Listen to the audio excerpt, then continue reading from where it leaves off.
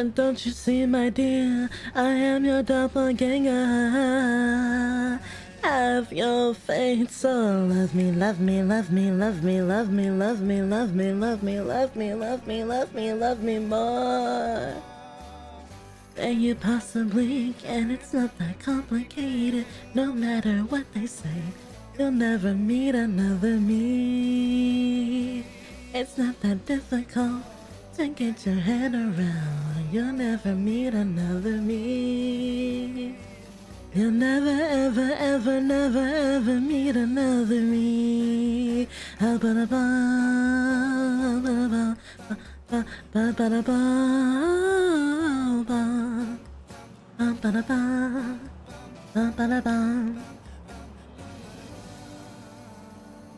It's not that complicated.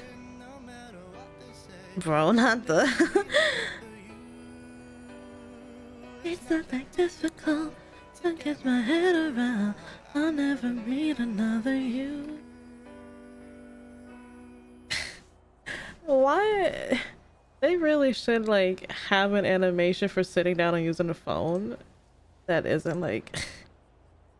Oh yeah, here we have like some new ones. The following new charges have been added to the penal code effective today, actually at 2 p.m. Operating a vehicle without registration, mutilation of a human corpse, sales of a firearm, aggravated assault, escape from prison, introduction of contraband into a prison facility. Oh my god, I could never be on a teleprompter. I would fuck that up. I should never be like a speaker for like a game show. I would. I cannot speak properly. Criminal use of a firearm removed from the penal code. Upon analysis during the state versus Emma Reed, the charge of a criminal use of a firearm is simply speaking a bad charge. This charge and it relates sex. An offenses and creates a substantial likelihood of a according to this charge has been removed from the penal code effective immediately. I don't even know what the fuck this means. Criminal use of a firearm. I don't... What?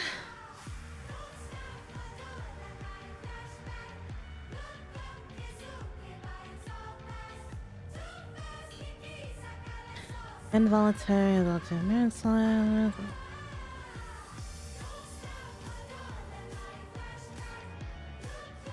Manufacturing of a controlled dangerous substance, intentional obstruction of justice,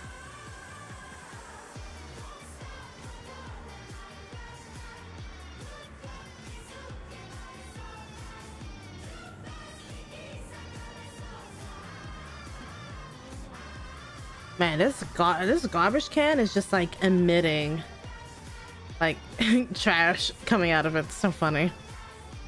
Like, I know it's like the animation of like trash billowing in the wind, but Middle night flashback, look up, it's only night so far. So fast the keys, I got a soul so high. Don't stop, Middle night flashback, look up, it's only.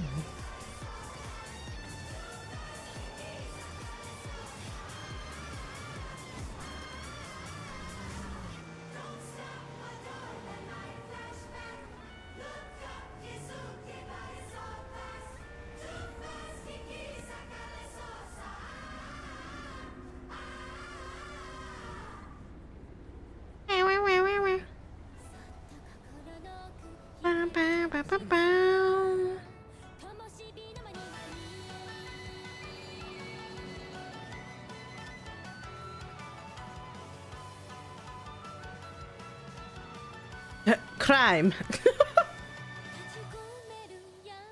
Stanley? I didn't do this. I haven't been on Stanley in a long time.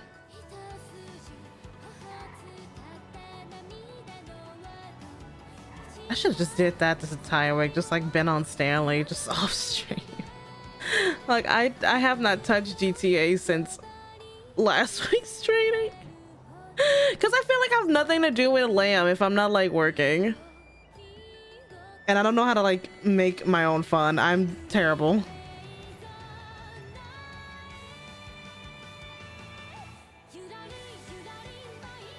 Before the government shuts us down? What's happening there? What happened at Cluckerville? Why are they getting shut down?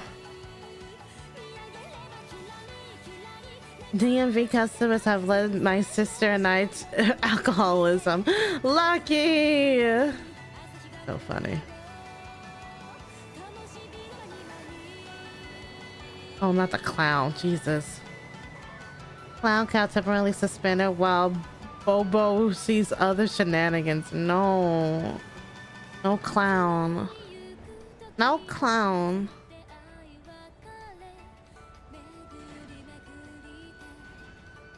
Oh my god, there's more clowns! We can all extend a big silly hand at Jamie at the DMV. She made me a special silly card for all you nice people to look at. What's happening?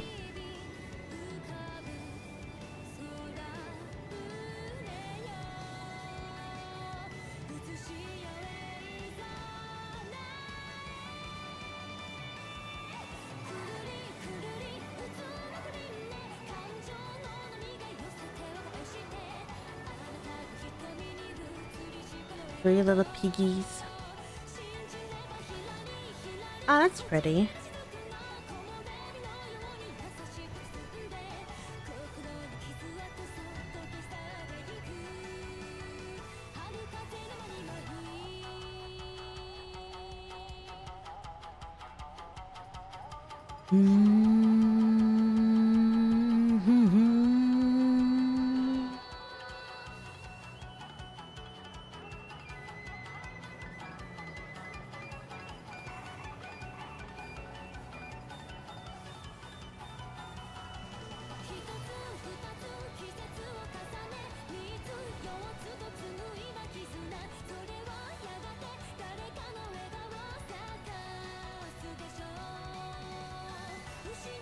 I'm gonna die.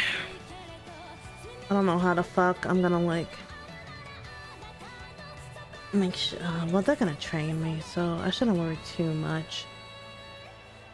But I'm gonna freak out anyway. I'm going to panic regardless.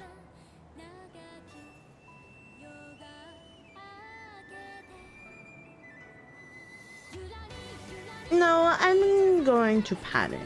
This seems right.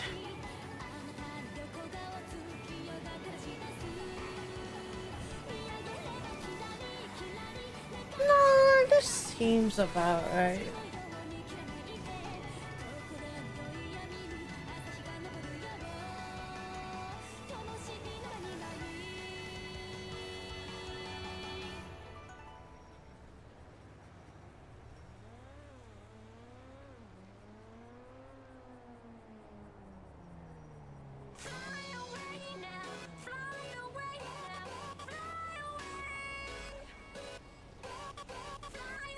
But yeah, sorry, there's like literally nothing happening right now until I like get up and go in there.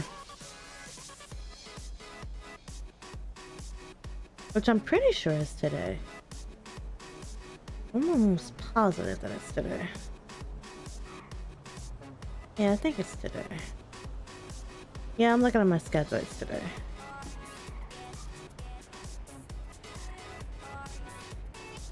And then next week it's at 4 a.m. Why?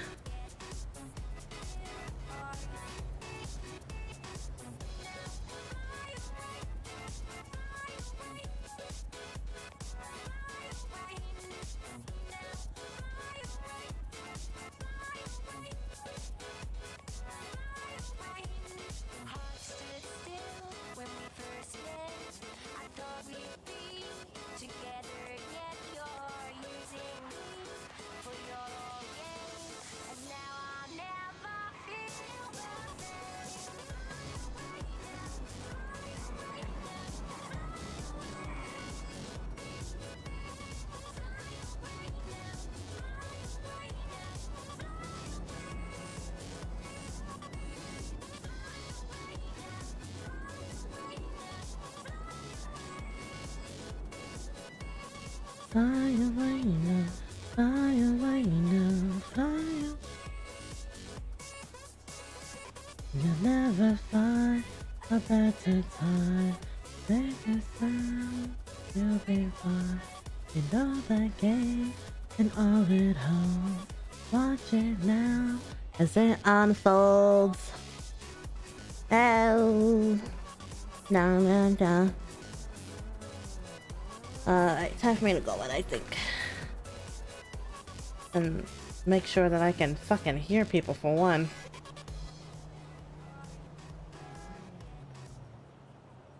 Because that would be really good. What the fuck? My life is a bag of shit. Oh my god, Officer? what the fuck? No, well, I'm in training.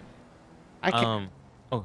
Yeah, I can't really. Hey. Oh, fuck. It's Bloom. Hey, Bloom. It's Marty.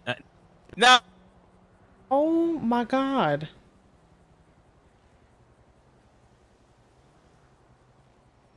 I need a officer to come down to the VPD so that way I can grab my stuff.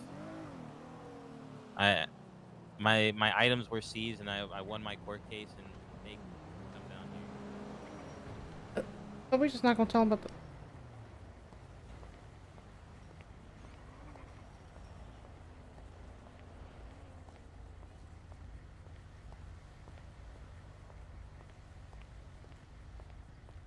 I can't really.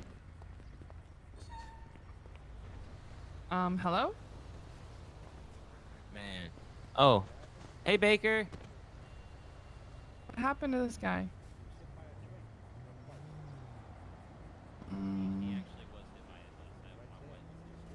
Why are you moving him? See, we just had a court case about this. You need to call 911.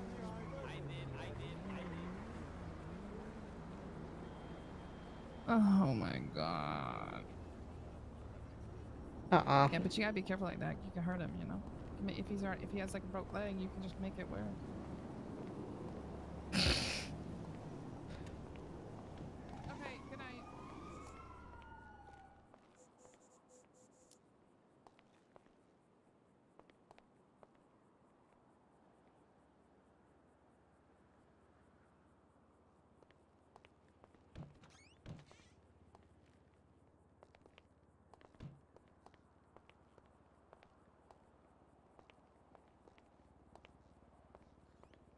Oh, I'm just gonna let them handle that.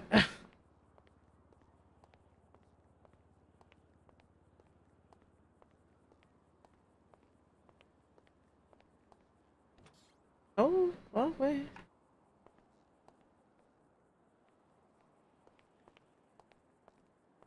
Cleaner. Right.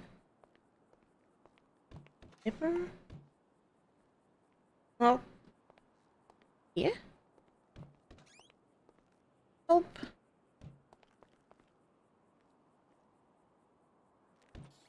Okay. I have no idea where to go.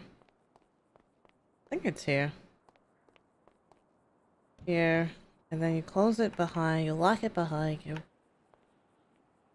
Lock it behind, because then I have to go over there. Yep. Go over here. And elevator to -1.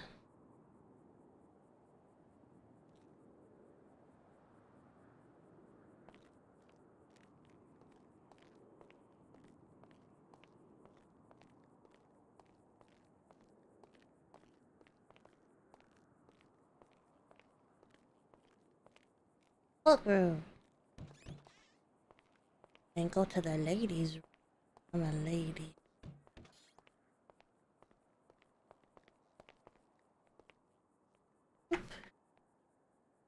Yeah.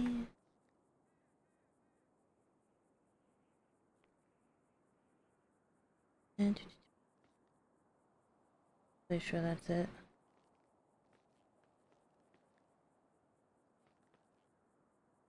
I don't just want to have stuff on me. Like, I don't think. I should just like be having a gun and stuff on me. I don't know. Like not until they tell me to, maybe. I feel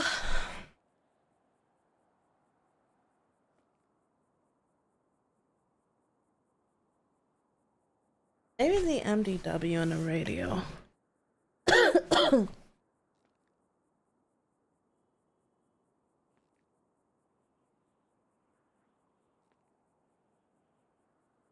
Maybe the utility bill.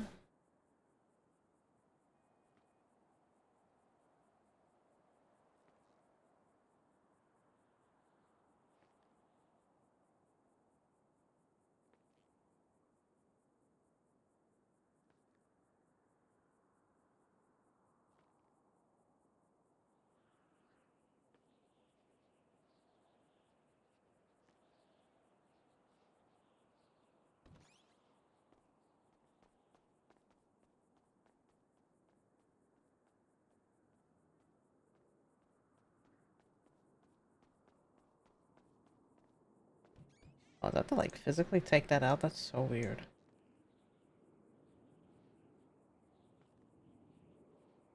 Oh, wait. Oh.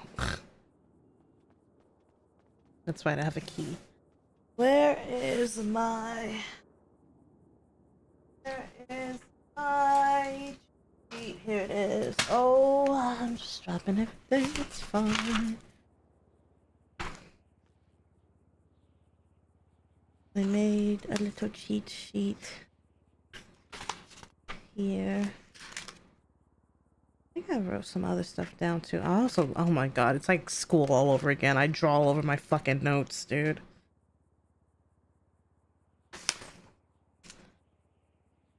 Fucking me cannot stop drawing.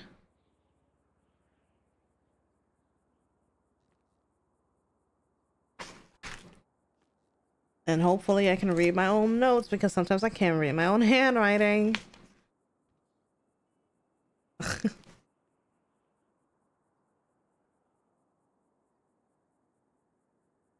Sometimes I'm really bad at reading my own fucking handwriting. I wish I got more water. I should have bought an extra water.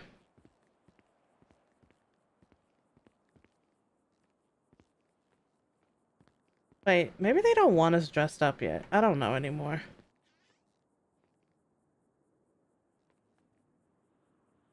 You know what?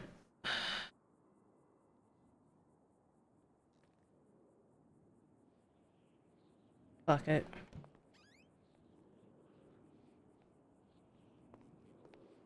I don't know. I feel like they're gonna get us changed anyway, but I'm so like I'm just gonna wait. Just gonna wait till they tell me.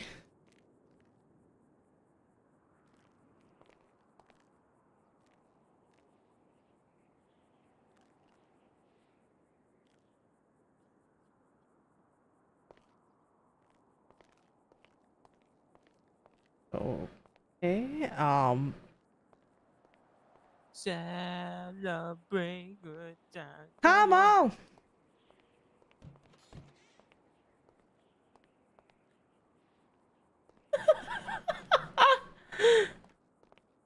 Did I lock this? I did, okay. So funny. He's there, dude.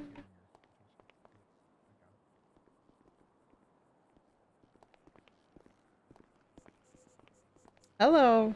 Hello. Who the fuck? Sierra 60 from Ida 2.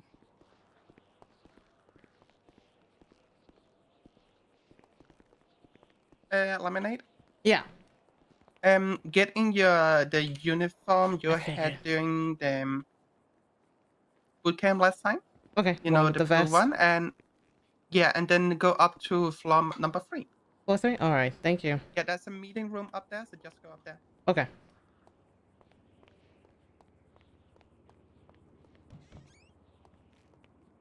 Oh, just in case. You know, I did it just in case. Oh, I should have went the other fucking way. Celebration. Celebrate good times. Come on. I just want my court case. I'm sorry, man. I can't help you right now. Aw. They in the front though, in the other front. Well, I mean, hold up. Can you call Bloom or somebody and see if they can grab my stuff? Yeah, one moment.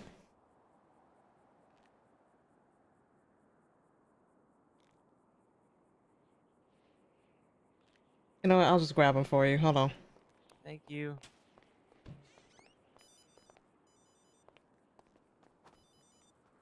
Hello?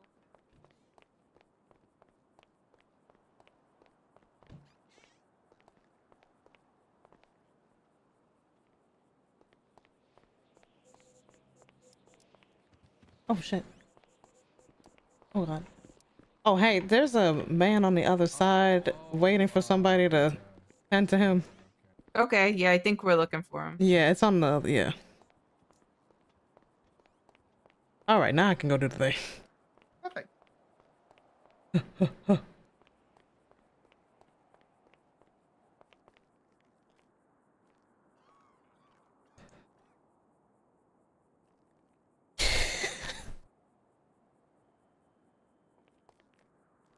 So bad. I'm like, I literally cannot help you.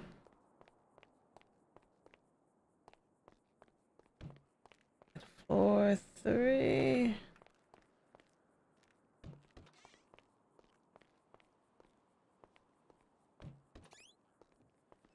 Come on. There's a party going on right here.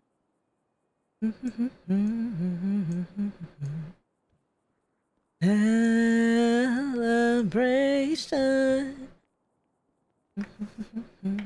Nah, it's gonna be stuck in my fucking head. Come on, a celebration.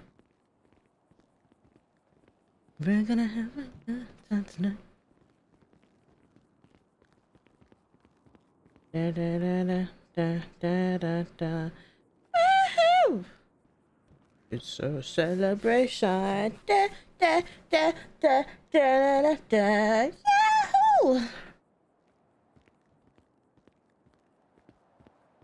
They said the meeting room is here.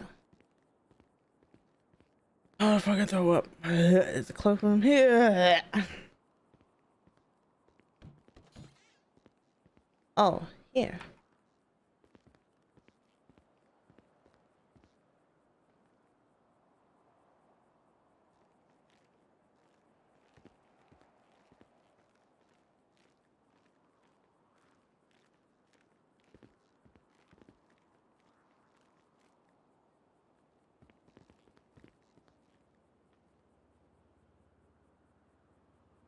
It looks so sad.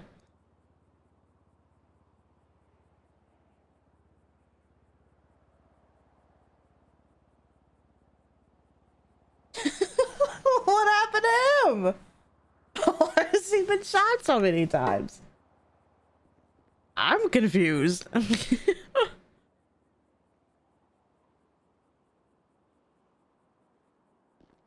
Who's shooting this man?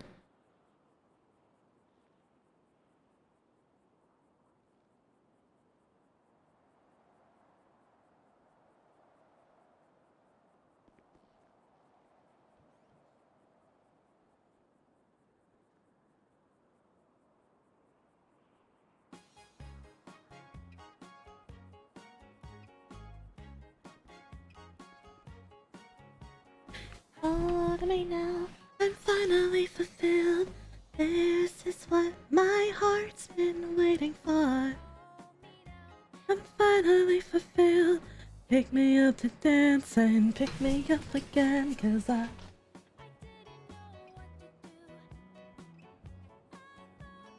feeling never ended.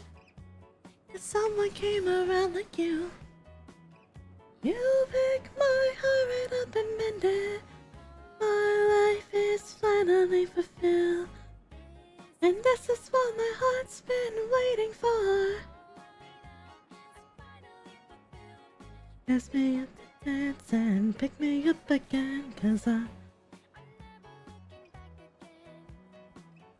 saw was a pretending. I think I found a loving friend.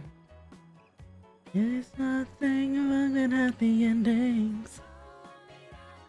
Finally fulfilled. And this is what my heart's been waiting for. Finally fulfilled. Pick me up to dance and pick me up again, 'cause I hold me now. Hold me now. Hold me now. Do do do do do do do.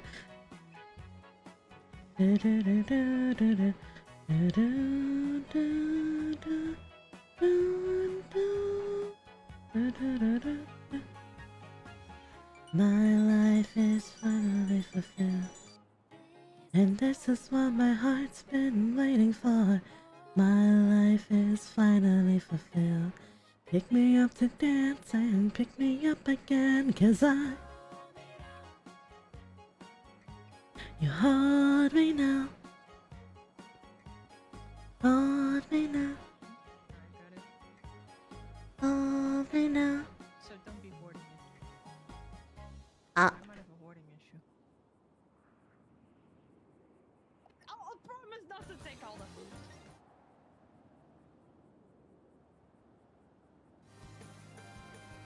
Yeah, apparently it was supposed to be 6. Kylie just 2 minutes ago said 6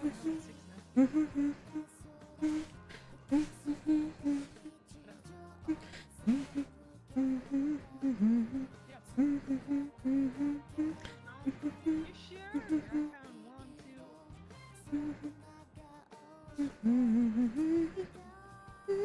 Yeah, by 3. Da da da da da da da da da da da da da da da da. Alright, I'll let them know. Fuck, what was the number again? 82.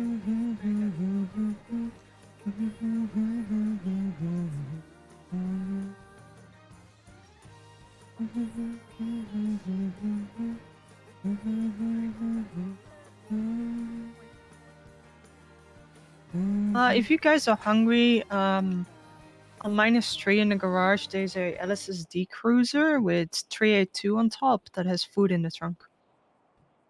Oh, are there drinks too? Yeah, drinks too. Okay, perfect, because I am actually really thirsty.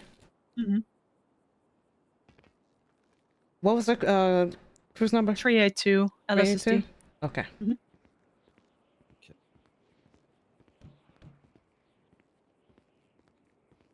You said -3, right?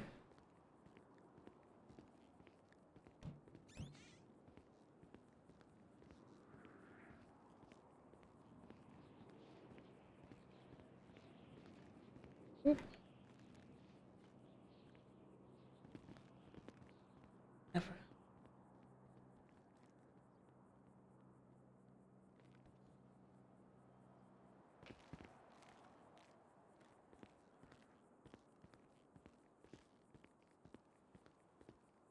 Okay, if I remember. Identification room. Engine cell. Am I crazy? Oh yeah. Oh, that's the garage. He said -3, right? Am I crazy?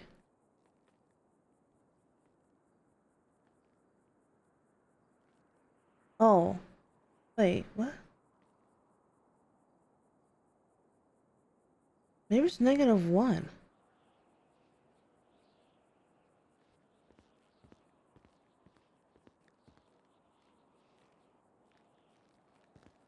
Maybe it was -1. I'm just like fucking insane. Oh. Please? Can I? Please? Oh my god? Oh my god.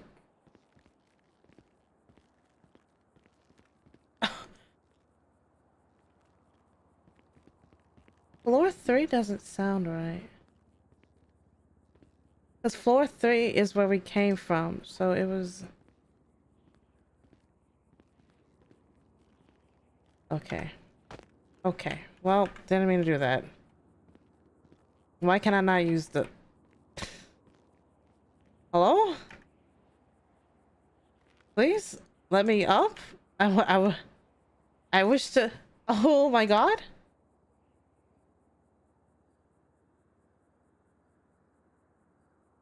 Maybe I have to, like, F1 it.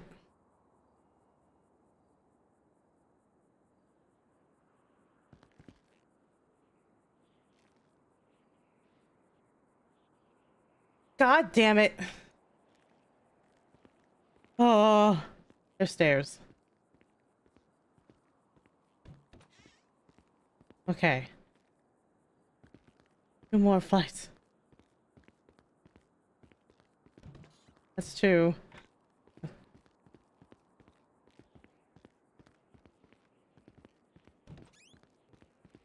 Of 1. Which is the armory. What? The other side must be garage. Yep. Okay.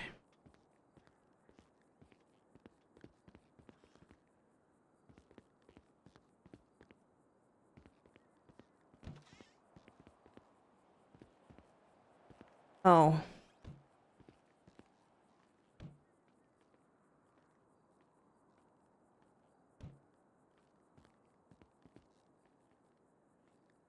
Did I?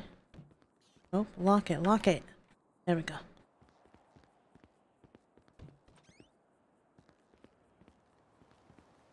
Not from the panel? Oh my god, I forgot the... Oh, what was it called? I'm just gonna go down. Oh man.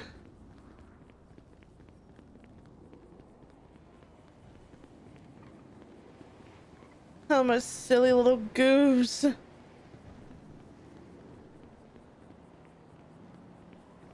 is this? 58? View trunk? Vehicle is locked. Okay, not here. 3. Oh my god. 301?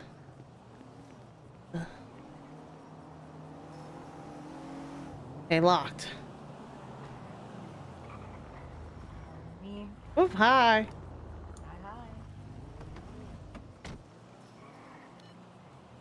Nope, not this one. On auxiliary? No, they said one of these had food in it, and I couldn't remember which damn number it was. Oh, shoot. Yeah, I'll just go through them all. I'm sure. Yeah. There's not too many of them, right? Yeah, but some of them are locked, and I don't want to. You should be able to unlock all of them. Yeah, I might have to. God, there's so many cars parked where we're supposed to take out cars. Oh, Leon! oh my god, is that you? Oh my god, you finally did it! I know, I know. I'm so proud of you. Thank you. I'm proud of you too. Look at you. How do I put the plate back on? How do I? You kind of just have to, like, you know, use it, you know? Oh, I get you. I really don't wanna.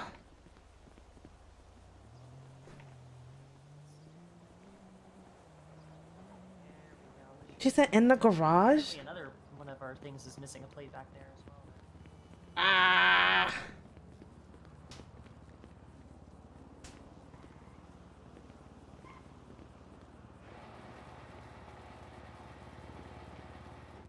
Nope.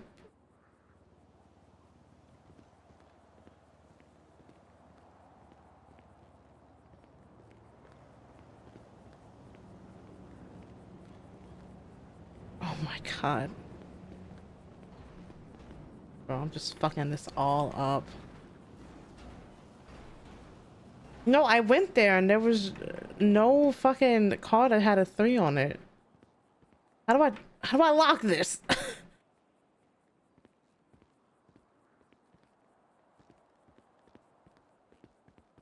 Lemonade. Hey, what's up? Don't Where mind. the fuck is the food van? Man, I don't know. I'm.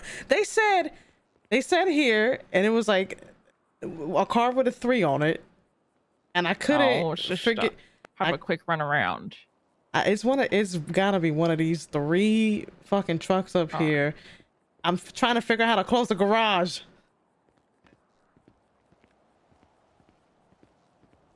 Real quick, Magpie, do you know how to close the garage? How do I close this?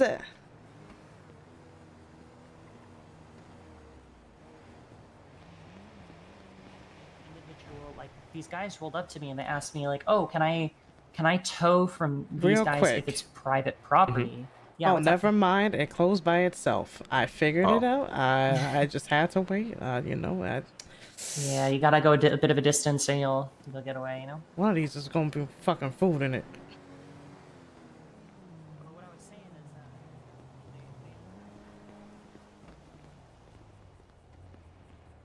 that Please, I'm so hungry. I just want some drink. Is it that one? It's not this one either. Okay.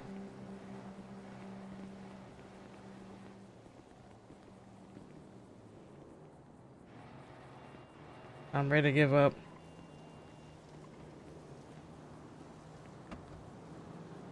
Nope. that concept, if you own private property. Oh my god, is it that one? I found it. Oh, thank god. Alright, there you go. You are a blessing. That's detective work.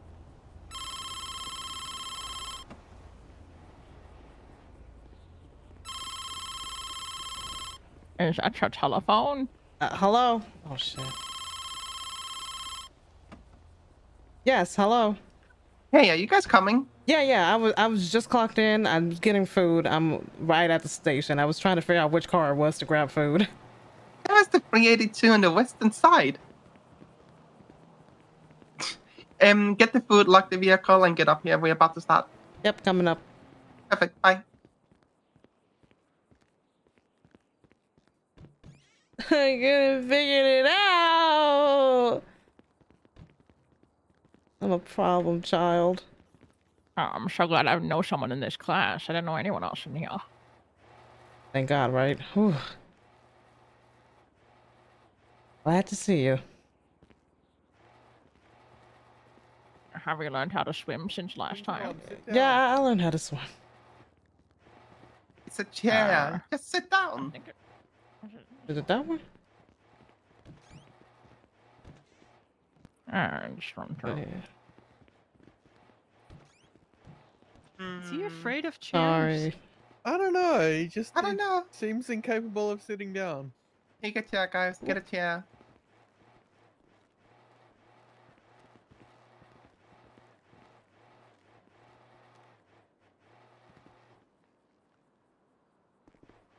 Yeah, that works.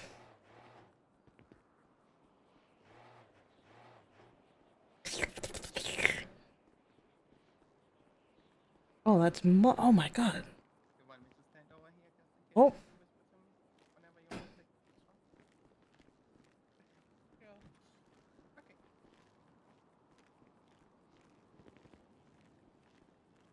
Fuck it.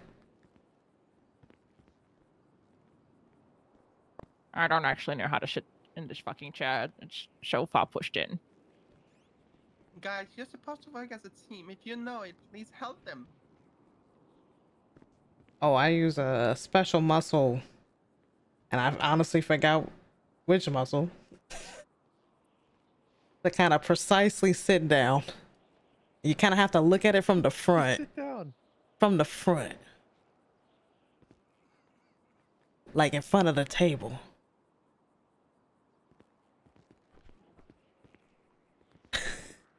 Well, this is gonna have to do. Okay. Chair, not the table.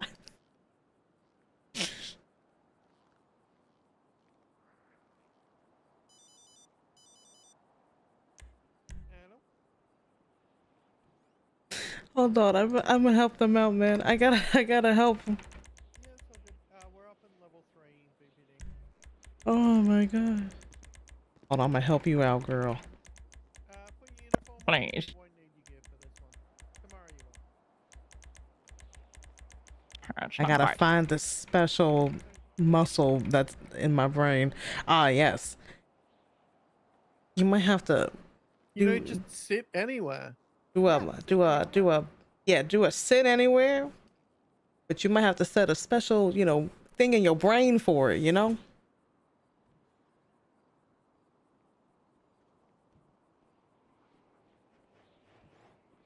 Yes, I'm going to have to figure this out. That's all right. I'll leave Yeah, that take with your me. time.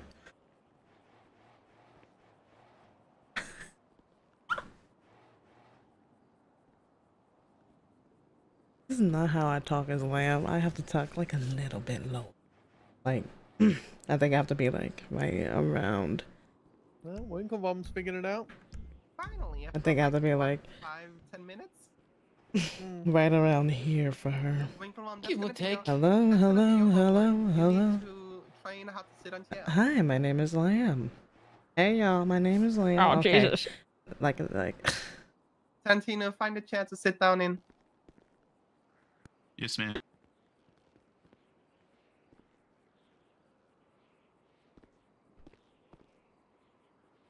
But Winklevom, you get that? You need to train how to sit in chairs.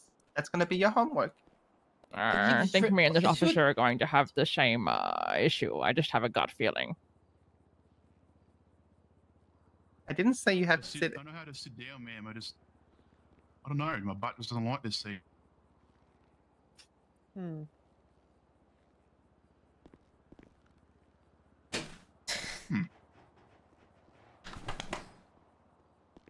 Are we gonna allow them to stand beside and tell them to work on their splitting muscles?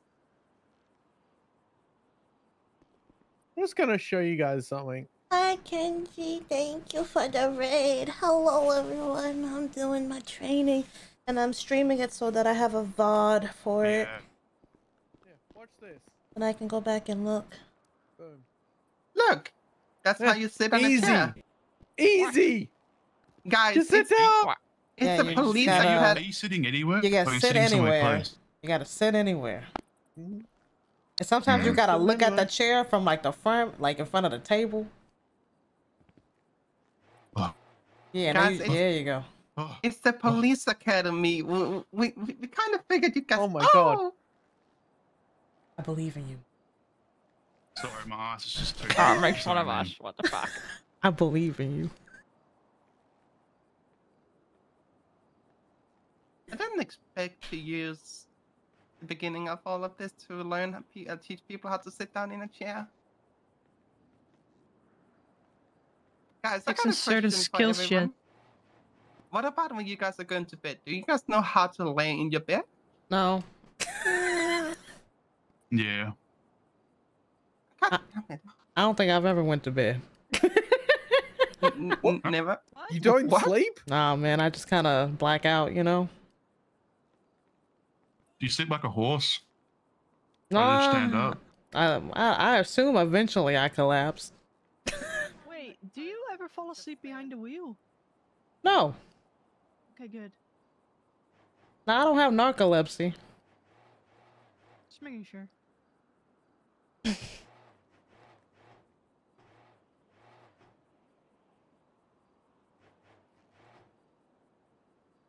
You have a question? No, just testing the response times. Are you testing me? What? Absolutely not. Do you think you have to rank this in this PD to test me? Ooh. Go ahead. Answer is no. Good.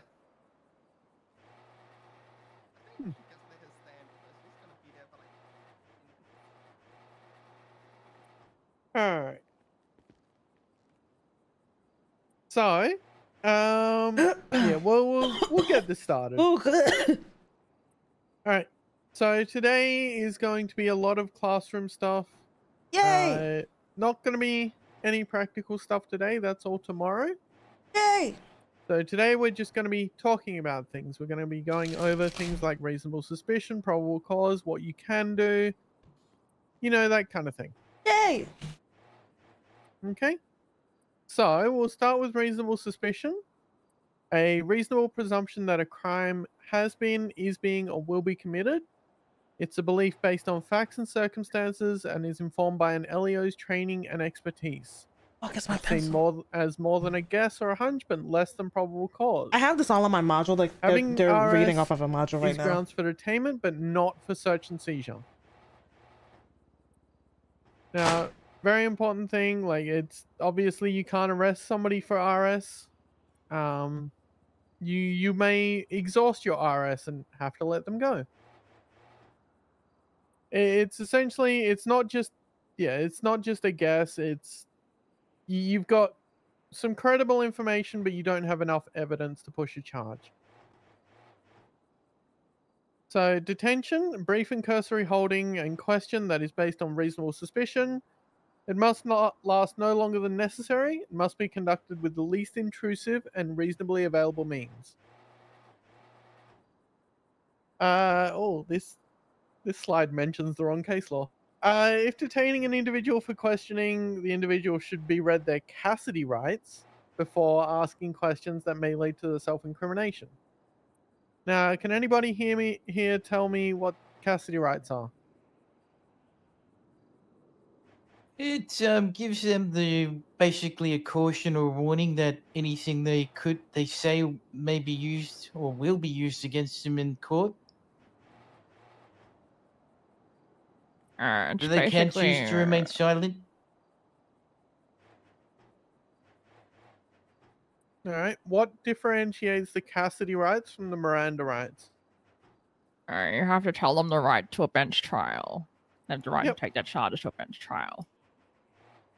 Yep.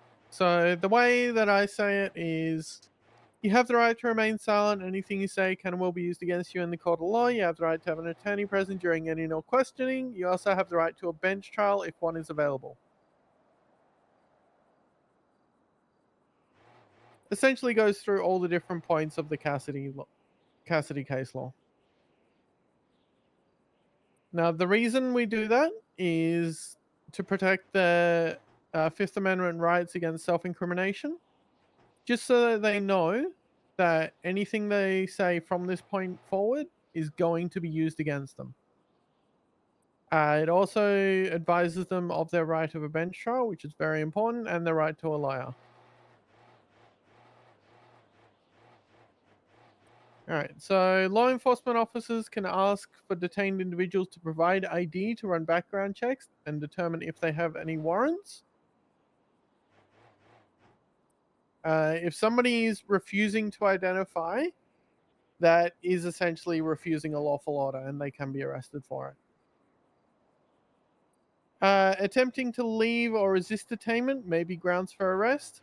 So a lot of people get this confused. Like, if they're detained and they leave, they're technically resisting arrest. LEOs may place a detained person in restraints if the LEO has reasonable belief that the individual that has been detained or will be detained is a danger to themselves, LEOs, or other individuals, or if they believe the individual will attempt to flee. Essentially, like, if you're on maybe you go down to Grove Street, there's a lot of ballers around, and you just want to talk to one of them. If obviously a lot of people there, they may interfere. You could detain them. You could place them in cuffs just so you can conduct your investigation safely. But again, once your RS is gone, you must release them. So it's always use the least intrusive method. You don't always have to place people who are detained in cuffs. You don't believe there's any risk of them just standing around, then don't place them in cuffs. There's no specific need to.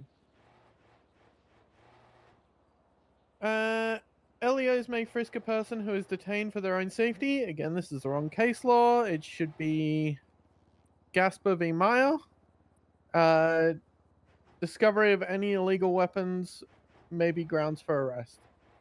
So in this case, like if you have reasonable suspicion, you may frisk somebody, as long as what you can justify, like the frisk is to find whatever you're looking for.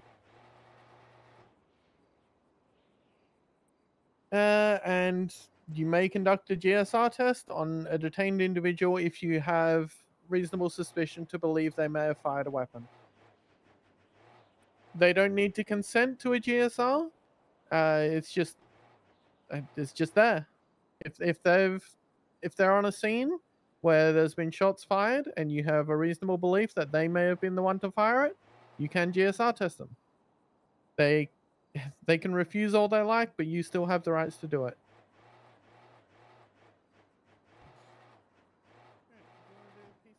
Hmm. So after all of this, we have probable cause, or PC. So that's basically the step further. So when you have reasonable suspicion, you want to build up to get probable cause. So probable cause is having significant reason based on facts to believe a crime has been, or a certain property is connected with a crime. So it has been or is about to be committed. It's a logical belief supported by facts and circumstance that a crime has been, is been, or will be committed. PC is enough for arrest and search and seizure. That means that if you have probable cause, a good enough reason due to the fact of circumstance that a crime has been committed, you can arrest them. You can put handcuff, that is part of the arrest. You can search them. That means searching them, also searching the vehicle involved in the crime. And you can move them to booking and processing. Any question on probable cause? Perfect. So as stated, arrest is the taking of someone into custody through significant restraint and movement, including but limit placing handcuff or restraining on the person. Arrests are made using probable cause. If not already physical restraints, individuals will be remanded into custody with the least force as possible. Meaning that you don't have to, if someone is walking away because they don't want to get in cuffed, you don't have to run up and start beating them up. So you're gonna follow your force of continuum, which we're gonna get in on later, but use less possible force as possible to detain the person. LEO must make the person aware as why they have been arrested as soon as possible. That means if the scene is chaotic, you don't have to explain it directly on the scene if it's not possible, but you can explain it later when everything can calm down. Sometimes there can be a lot of people, a lot of yelling, and it's simply not possible to let them know. So you want to read them their rights, and you want to go ahead and be like, yeah, you're arrested for this kind of thing. Make sure everything is safe before you're talking to them and explaining what's going on, unless you feel like you need to. Alios advised to not ask questions related to the incident other than identity of the suspect if they're not being read their custody rights. Again, case law is wrong. A person placed under arrest may be searched for any contraband seized. So if you arrest someone, you can search them, and all the contraband you're finding, you can seize that. The arresting officer AO is responsible for the subject in custody. If injured, the AO must ensure the suspect receive medical treatment. So it's always a good idea to ask, hey, do you need medical? It's your responsibility as the arresting officer to make sure that the person in custody is in good fit. Sometimes even evading can lead to injury, so you need to make sure they're okay. LEOs are required to provide suspect with an attorney upon request. Likewise, if the subject requesting a bench trial, LEOs must contact the judge to conduct a bench trial. We're gonna get more into this later, but that is a lot of if and if. If your main witness, maybe something happened and your main witness is not able to, there's some things that might not make the bench trial available. But again, we will get on that later.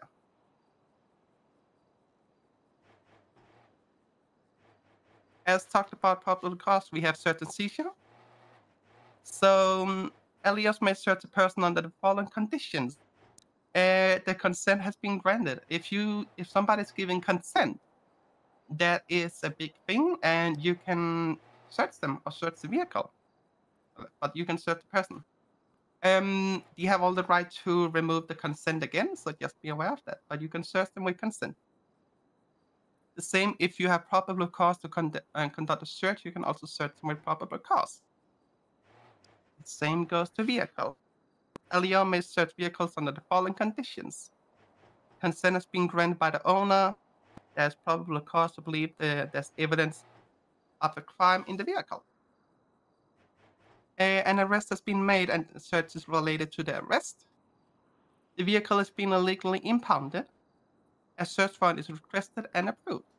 So going back to the vehicle has been impounded, that is called inventorying.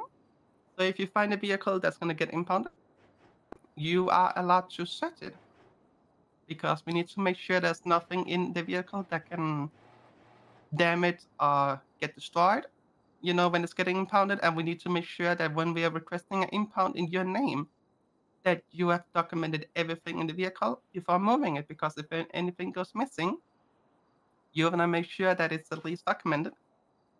Plus, if you see any contraband, you might seize that contraband. And I think search warrant is kind of straight out of there. Explain if there's a vehicle parked in the garage and you fill out a search warrant and it get approved, you can go up there and search the vehicle or vehicles if needed. And properties. LEO may search properties under the following conditions. Consent has been granted and a search warrant request is approved. Again, consent is one of the biggest thing in the job here. A lot of people will give you consent. So if people give you consent to something about searching anything, you can do it.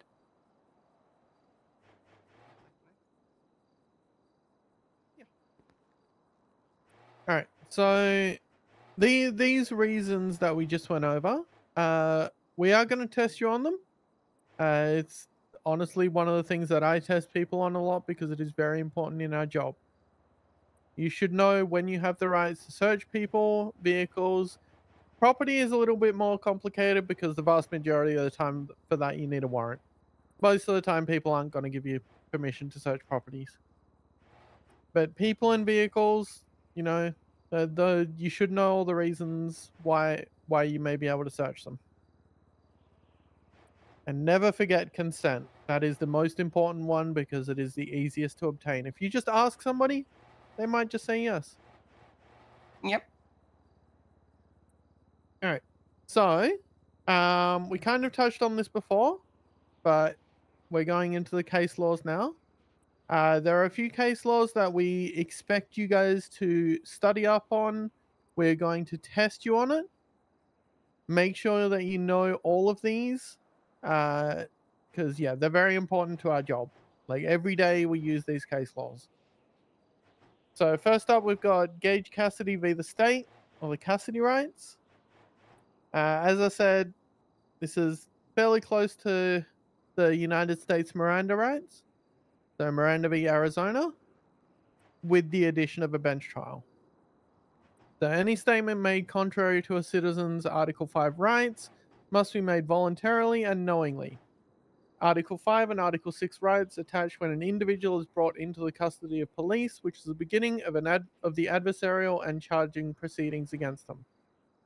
Peace officers must advise defendants of their constitutional rights at such a time as the citizen is placed under arrest.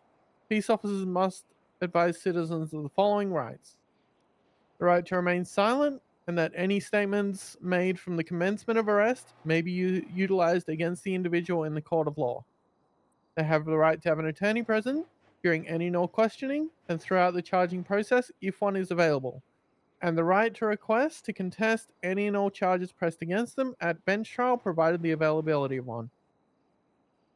A bench trial is not available when a judge is unavailable to hear the matter or when the witnesses are unavailable due to injuries that occurred during the underlying incident or any other incidents which stem from it. Any statements made to peace officers during the course of a custodial arrest prior to the issuance of the above warning shall not be considered knowing or voluntary statements. So, essentially, specifically for the bench trial stuff, even if a witness is not available, you should still put a request in. And specify in that request that the witnesses are not available due to whatever reason. A judge will then determine if it should still go ahead.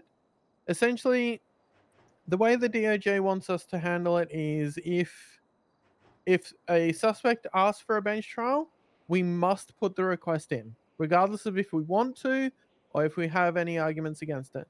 Yes, Magpie? And just looking at the case laws, are they actually required to confirm that they've understood the rights that we've read to them, or is that just something we do to see ya? I don't think it's required that they understand it. It's more we just need to tell them, and we need to make sure that we document that we tell them. If they're being belligerent and saying no, I don't understand, you're under no obligation to repeat it to them or spell it out for them, because honestly, it's really simple. If they don't understand, then they just don't have to talk to us. I want to ask the crowd quickly. Should you ask a person who is drunk questions regarding custody rights? Anyone? If you're No. dealing, why is that? Because they're not at the point of time they're not a reasonable person. They can't, I don't know how to say this, but they can't. When you have alcohol, you become dumb, so they might not understand them. So that's what I'm trying to get at. So basically, they're not in a knowingly matter, basically, regarding this case law here. Yeah. That one. Okay. What about an injured person?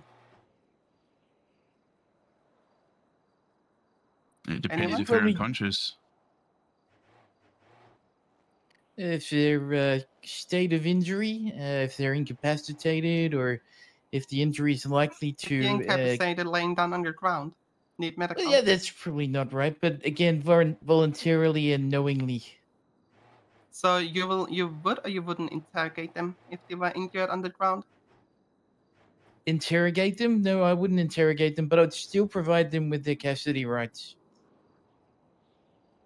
So don't read them their rights when they're injured, because you're not a doctor, you're not a medical professional, you don't know what's going on. So with you reading them their rights while they are on the ground, that could cause a lot of harm, because you don't know if they're having a brain bleed, you don't know if they're having a concussion, making them not able to be fit for all of this. Yeah, fairly simple rule of thumb is if you're not sure if they need medical, you ask them if they need medical before you read them their rights. If they do request medical, do not read them their rights yet until they are cleared by medical. It also means no interrogation until that point either.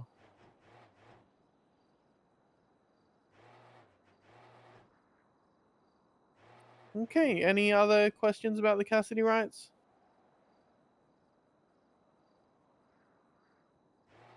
All right, let's move on to the State v. Grebmeyer.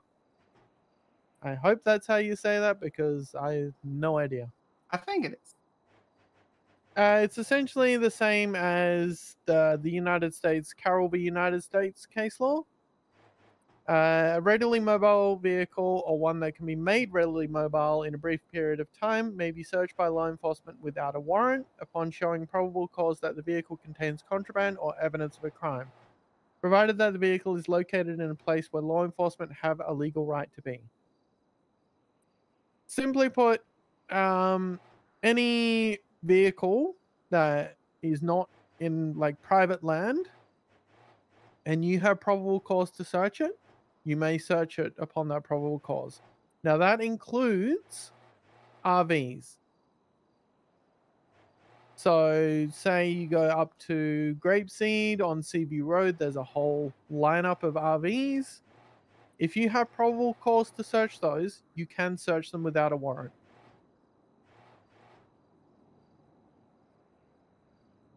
Okay. Any questions about that case law? Okay, and then we've got State v. Grab Buyer again, but it's slightly different. This one, officers have probable cause to perform a search on a suspect for drugs, drug paraphernalia, or contraband in circumstances where the officer would be entitled to perform a frisk of the subject and the suspect attempts to flee the area upon notice or arrival of law enforcement.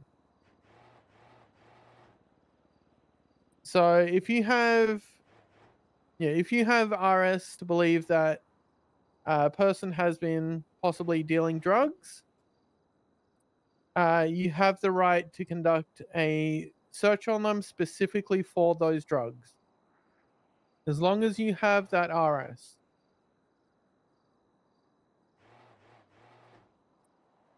And they attempt to flee, of course. Any questions on that one?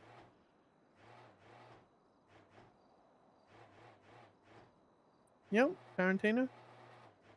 In the case law, it says, like, when it says, like, number one for the frisk, it says and. So do we need both, or is it just one or the other? Yes, you need both.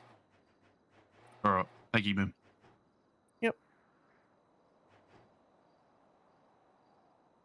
All right. Nothing else? Okay, and the next one up is a case law named after somebody in this room. Sitting over there in the corner. Oh, You want to take Do it? you want to take this one, Evelyn? God. It's your case law. Still not getting royalty. Alright, so this is gonna be Gasper V. Meyer, which is me, by the way. I'm Meyer, unfortunately. What do you mean, unfortunately?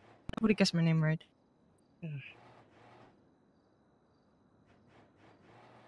Alright, so basically it's a replacement of the Terry frisk. Kinda, it's not completely the same. Basically, if you are on a scene of a crime that is violent in nature, without probable cause to effect an arrest, you can frisk them for any material evidence that may be extracted from the scene. So let's say you respond to a shots fired call, which is what we did. We arrived. We found the suspect, however, we didn't have the gun on him that was related to the shooting. So what we did instead is we frisked the individuals in the area while also searching for the gun in the area. So basically frisking for evidence of a violent crime.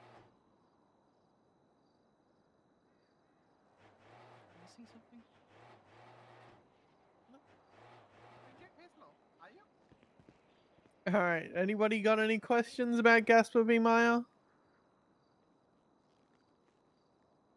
Okay. I actually do. All right. Oh, yeah. So in that scenario, would you have to ask, would you not, or would you have to ask for consent for this frisk? No. No. No. They do not need to consent. Okay. If they provide consent, it'll be for a full search, not a frisk. Okay. Yeah, you never need consent for a frisk. You just need, you know, you need the RS and that it is a violent crime. Right, thank you. All right. So this next one, Natasha here kind of already touched on. State v. Pantalones. Essentially, when you are impounding a vehicle, you need to inventory search it. Yep. Could you please advise what situations we would be impounding a vehicle? If it's parked illegally. That's it, If right? say it wasn't used in the, you know, in the commission of an offense or anything like that, and it was parked in a safe location, we wouldn't automatically have that vehicle towed? No, if there's no reason to tow it, then we wouldn't tow it, and therefore we wouldn't do the pantoline search. Roger. Yeah, we'd need a legitimate reason to tow a vehicle. Now, that does also include certain charges that say the vehicle may be subject to tow. So, driving without a license is essentially gives you a reason to search the vehicle if you are towing it. There's also a bunch of others like driving without registration, that kind of thing. There's quite a few charges that mention vehicle is subject to tow in the end of it.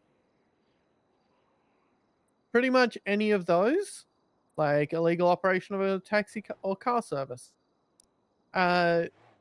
You're towing the vehicle, therefore you must inventory it. All right. Any other questions about that? Okay. The People v. Donald Ashford essentially goes over hot guns. If a person is found to be in constructive possession of a weapon or firearm that can be identified as being used in the commission of a previous crime, therefore has a hot gun, that person shall be subject to all charges that can be proven beyond a reasonable doubt, which are tied to that weapon or firearm. To prove their evidence in such a case, the burden of proof shall shift to the defense, where they must prove, based on a preponderance of evidence, i.e. over 50%, that the person was not the perpetrator of the crimes. So essentially, if somebody, well, perfect example, let's combine these two recent ones together. Somebody's driving a vehicle, they don't have a license. You charge them with operating a motor vehicle without a license. You search the vehicle. In the glove box is a gun. That gun comes back to a murder. You can now charge that person that you originally charged with driving without a license with that murder. The burden of proof then rests upon the person who had the gun to prove that it wasn't them. Okay. Essentially, that's what constructive possession is. Like you are in control of the vessel where the weapon was found. Any questions about that? Just a quick one. Is there a circumstance where we would strike a deal with that individual to, try and capture the other, if they were sold the gun, for example, by someone else? Is that something we would do, or not really? If we have like verifiable proof that that is what happened, then possibly it's an avenue that you can go down. But if they're just saying that this guy sold it to them, then I'm sorry, but if that's the case, you were sold a hot gun and you're going down for this. Like if they have evidence that like this is what happened, then we can action it. Otherwise, we can't really just go off somebody's word. Thank But you. again, that's on a case by case basis. Like it depends on like your relationship with them and everything, whether you can believe that they're trustworthy, like a number of factors, and that's all down to how you want to police. Essentially, if they're in possession of a hot gun, you charge them for it.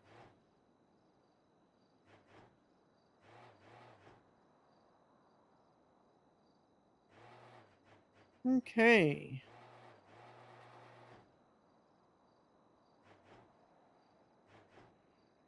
And some of these case laws are like, all right. So State v. Moody. This one is essentially, say you get a 1037 call. You're alerted to the area and you see somebody's doing some handoffs. You take a photo of said handoff. you then have the rights to perform a frisk on them. If they, like in combination with the previous case law, if they then flee, you have the rights to search them.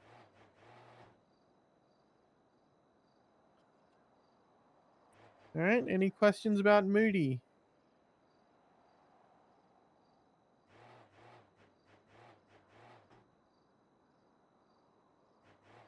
Nothing? All right. I'm still reading. State v. Glenn Armstrong Jr., essentially the equivalent of the United States Tennessee v. Garner, where an officer has probable cause to believe that a suspect poses an immediate threat of serious physical harm, either to the officer or to others.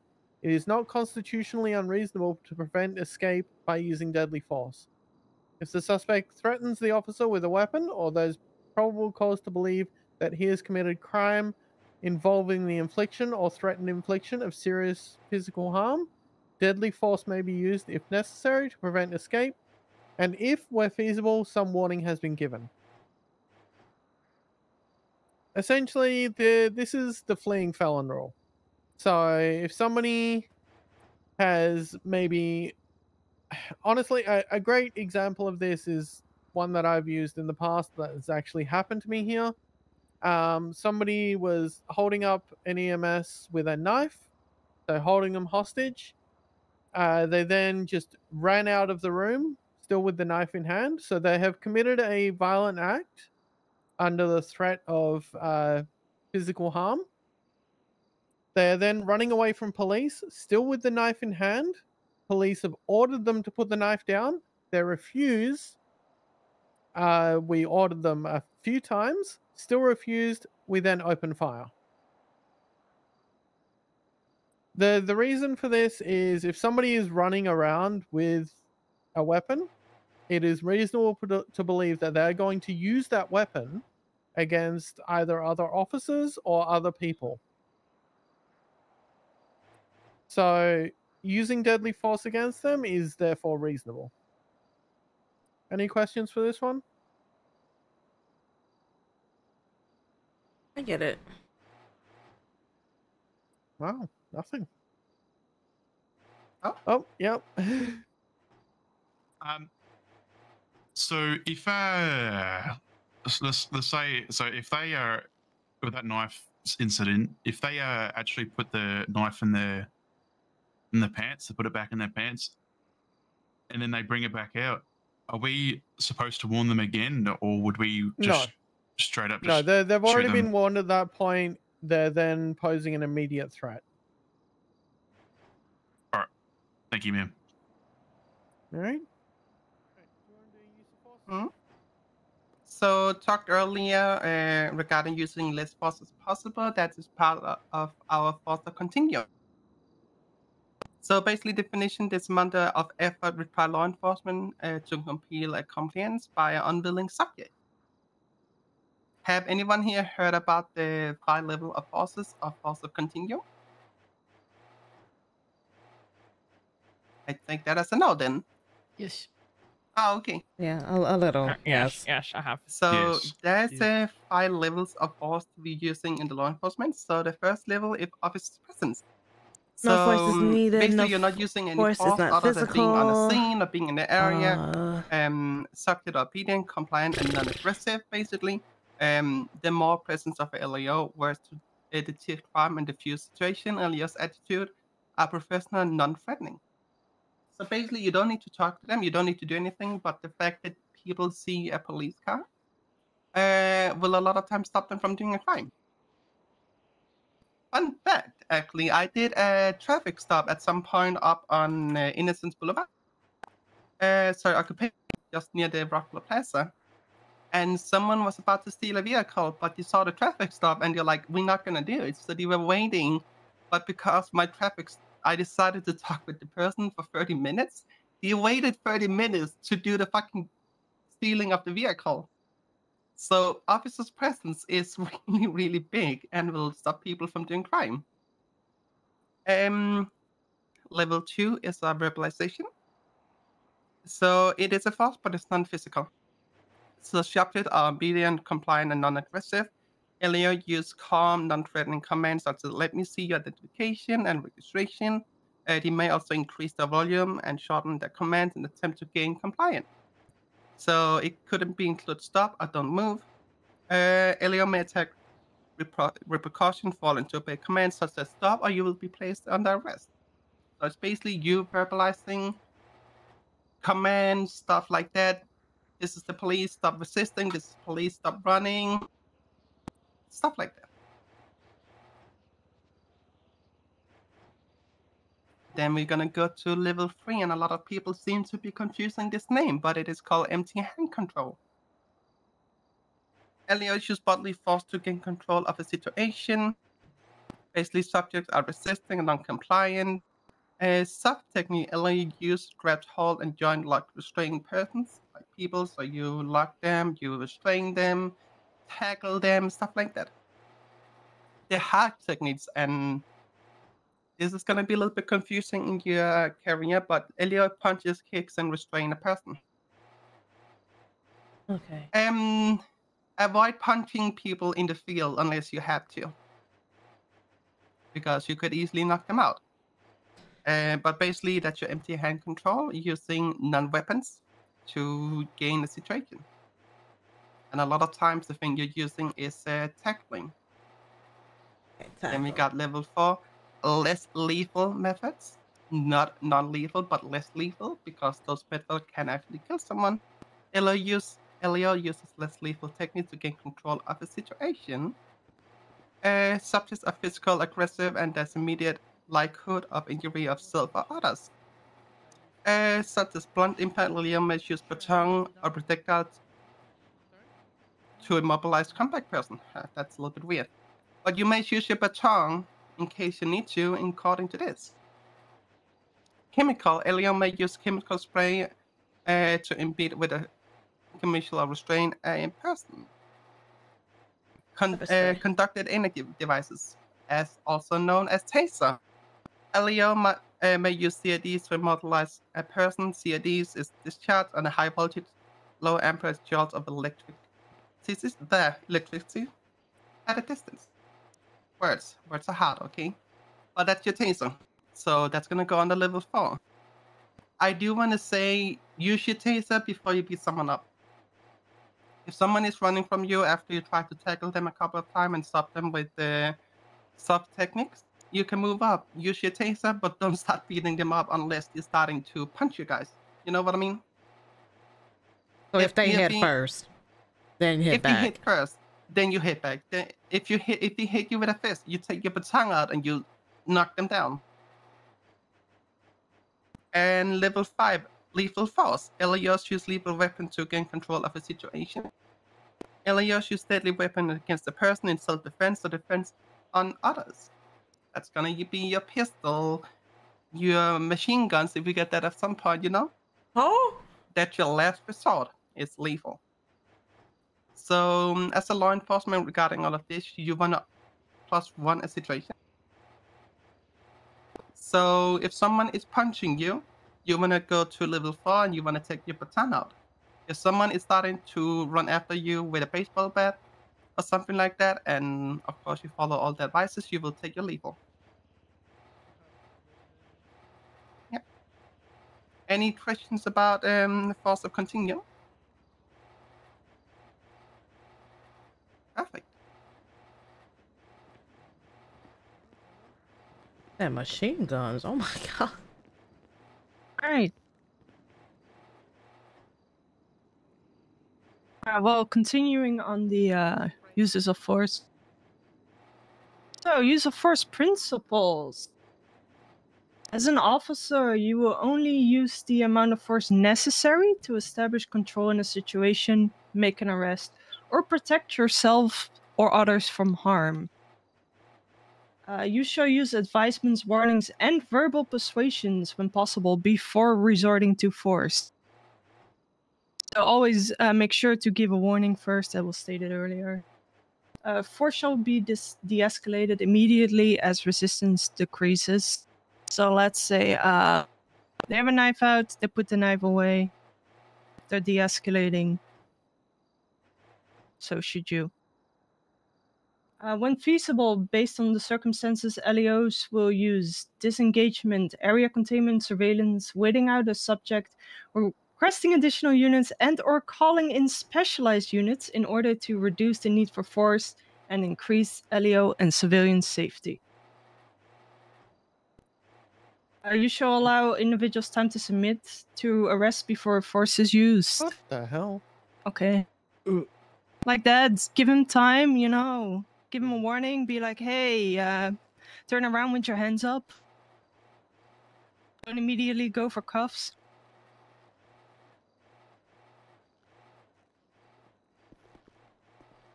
You good, Winklevoss? And no coughing in academy. Sorry. Yeah, no booty on duty for Leave that cadets. for afterwards.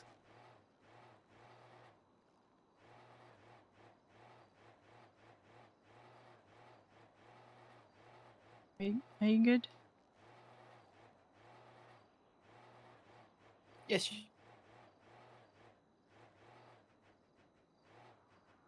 Alright, so when using your firearm, you should be using a high degree of restraint. Your firearm shall never be considered routine, and is permissible only in defense of life or to prevent serious bodily injury to yourself or to others. And then only after every single other alternative has been exhausted. So don't just start blasting, please. Also, when feasible, please identify yourself as an LEO and give them a warning before shooting them or discharging your firearm. Basically, make sure to announce your presence and identify yourself as an LEO. So, you shall also not discharge a firearm from a moving vehicle or at a moving vehicle unless the occupants of the vehicle are using deadly force against you or another person, and such action is necessary for self-defense or the protection of another person. Now, why do we not shoot at moving vehicles? Is it because you can possibly shoot somebody else if they're on the public road and get somebody else harmed? That too, yes. Okay, well, I got one.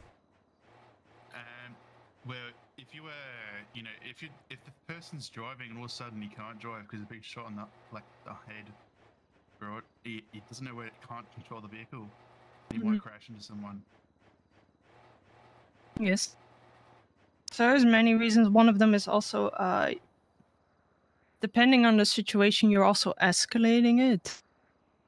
So if they haven't been shooting from the car, but you start shooting from your car, most times they'll start shooting back at you. You might also be aiming for tires and miss tires and accidentally shoot them, so just don't. Alright, you should also not intentionally place yourself in a path of or reach inside a moving vehicle, and where possible should attempt to move out of the path of a moving vehicle before discharging your weapon.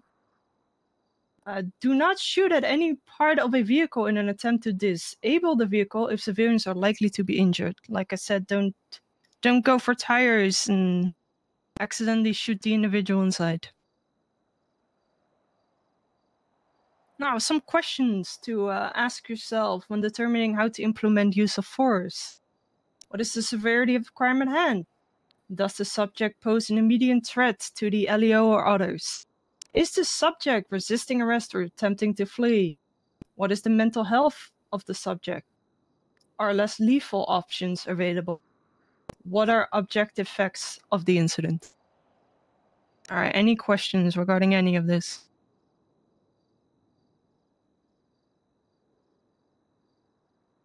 I don't think I have Like, that doesn't one. know.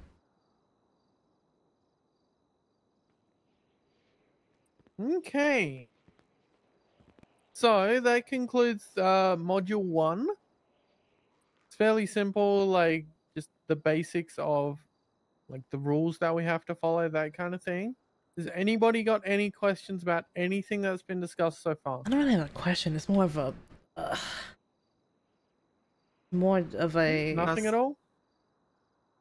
Now is your time to ask questions if you have any. Can't think of Does any. anyone need a pee break before we continue? Might have to get some foods.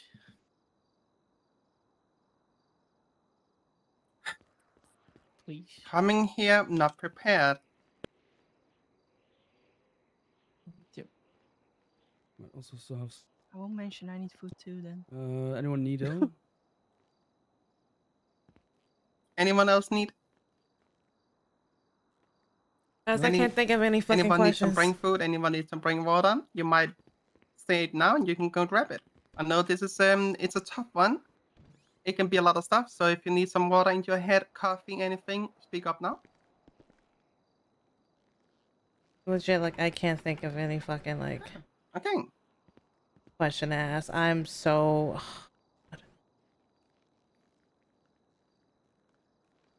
All right. If everybody is good to continue, we can Oh, move like on there's to the next so section. much information. Oh, I don't know how I'm gonna remember all this. Once everybody sits down.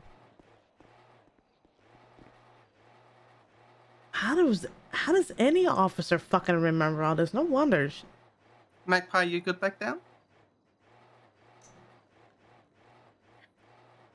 Magpie, you yes, good? I'm good. I'm good. Yes. Sorry, I was talking to myself. Are you good? Tantino, you good? Yes, ma'am. Okay.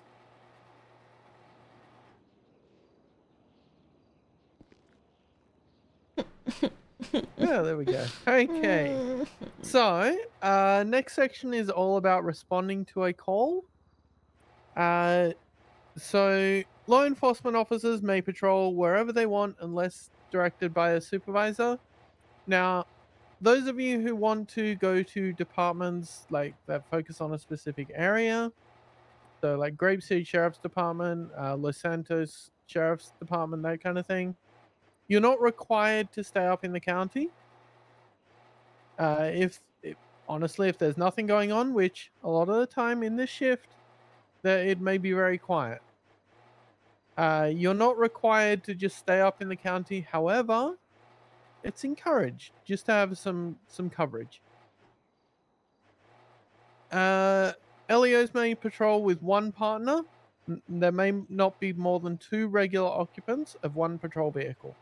An exception to this is an FTO riding with a cadet, and then maybe a probationary FTO riding with them. That is about the only exception. If it's a FTO session, then maybe 2 FTOs in there. That's it. Any other time, you shouldn't be riding with more than 2 people in the vehicle. While on patrol, LEOs are expected to obey all traffic laws. There's a reason that's bold. It's because we should be leading by example. I don't want to see any of you guys just speeding around, just breaking all the traffic laws for no real reason. I don't do it, and I don't want anybody else on my shift to do it either, okay? If you're just out on patrol, you're just driving. You know, you're just sticking under 50, stopping at all the traffic lights. Alright, well, responding to calls. If there's no active dispatch available, units will respond according to the following: proximity to the call, announcing going to the call, and the units required for the type of call. So, say you're patrolling down in like southeast of the city, like Popular Street, Hangar Way, that area, and you get a call that somebody's breaking into cars like down on the docks. You're right near it. Probably a good idea for you to go to that. And then say another person calls in, and then another person. That's 3 people for the call. You don't need any more than that, because if it ends up being a pursuit, you do not want more than 3 on that. If another person then calls in, they will be asked to break off. So again, the order of announcing going to the call. If you want to go to a call and you're not quick enough to announce that you're going to it and 3 other people have, do not announce, do not go. Because you are too slow, That's not your call. Obviously, if you're just around the corner, then you can say that you're just around the corner. You then take precedent over it. Units required isn't really an issue yet until we get specialized units. So say in the future, maybe somebody's stealing an extremely high performance car. Actually, no, this kind of thing happens already. If somebody's like speeding away in a fusillade, it's something that a lot of the scouts can't really keep up with. So somebody in a Buffalo, which is our faster vehicles, may take precedent over one of the scouts, and one of the scouts will then drop off. It's essentially our way to make sure like we don't respond with overwhelming force for when it's not necessary, and people who call in first or are near the call essentially get priority. So it prioritizes like paying attention to radio, that kind of thing. Any questions on that?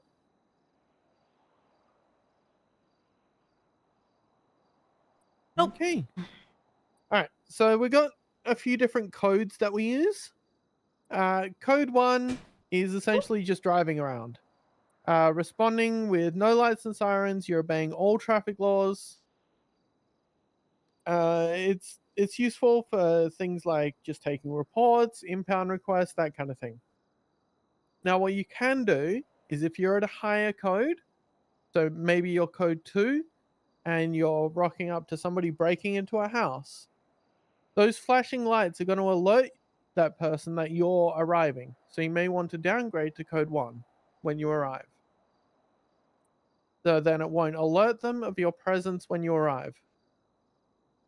Code 2 is responding with emergency lights, and when you're going through intersections, you either use your horn or blip your sirens. It's used when responding to emergency calls like injured persons, carjackings, that kind of thing. If you're in code 3, which is the next one, again, you may reduce to code 2 to prevent alerting them of your presence. Similar to code 1, you're essentially downgrading so that people don't realize you're coming if that is required for the call. Code 3, emergency lights and sirens. Essentially, this is what you use when you need people to get the hell out of your way, you need to respond to something immediately, or you're in a pursuit. Any questions about those 3 codes? Yep, Lam. Oh, I can't hear you. No, I can't hear you either. Oh, sorry. Could you give an example for like each of these codes, like maybe what jobs you would do for each one of them? So essentially for code 3, if it is a pursuit that I'm joining, I will go code 3. If it is a 13 alpha or 1078, I will go code 3. Okay. It's essentially the get the hell out of my way, I'm getting there now code. It essentially alerts people that you need to get there as soon as possible. For code 2, it's most other calls I will go code 2. Mm-hmm. Because you're not responding as quick as possible. It's not like life threatening, that kind of thing. So code 3 would be more for like a life or death situation. Yes. Okay. Or a active pursuit. Yep. Okay. All right, Winklebaum? Yes, ma'am. Transporting suspects, 95s? That'll be code 2.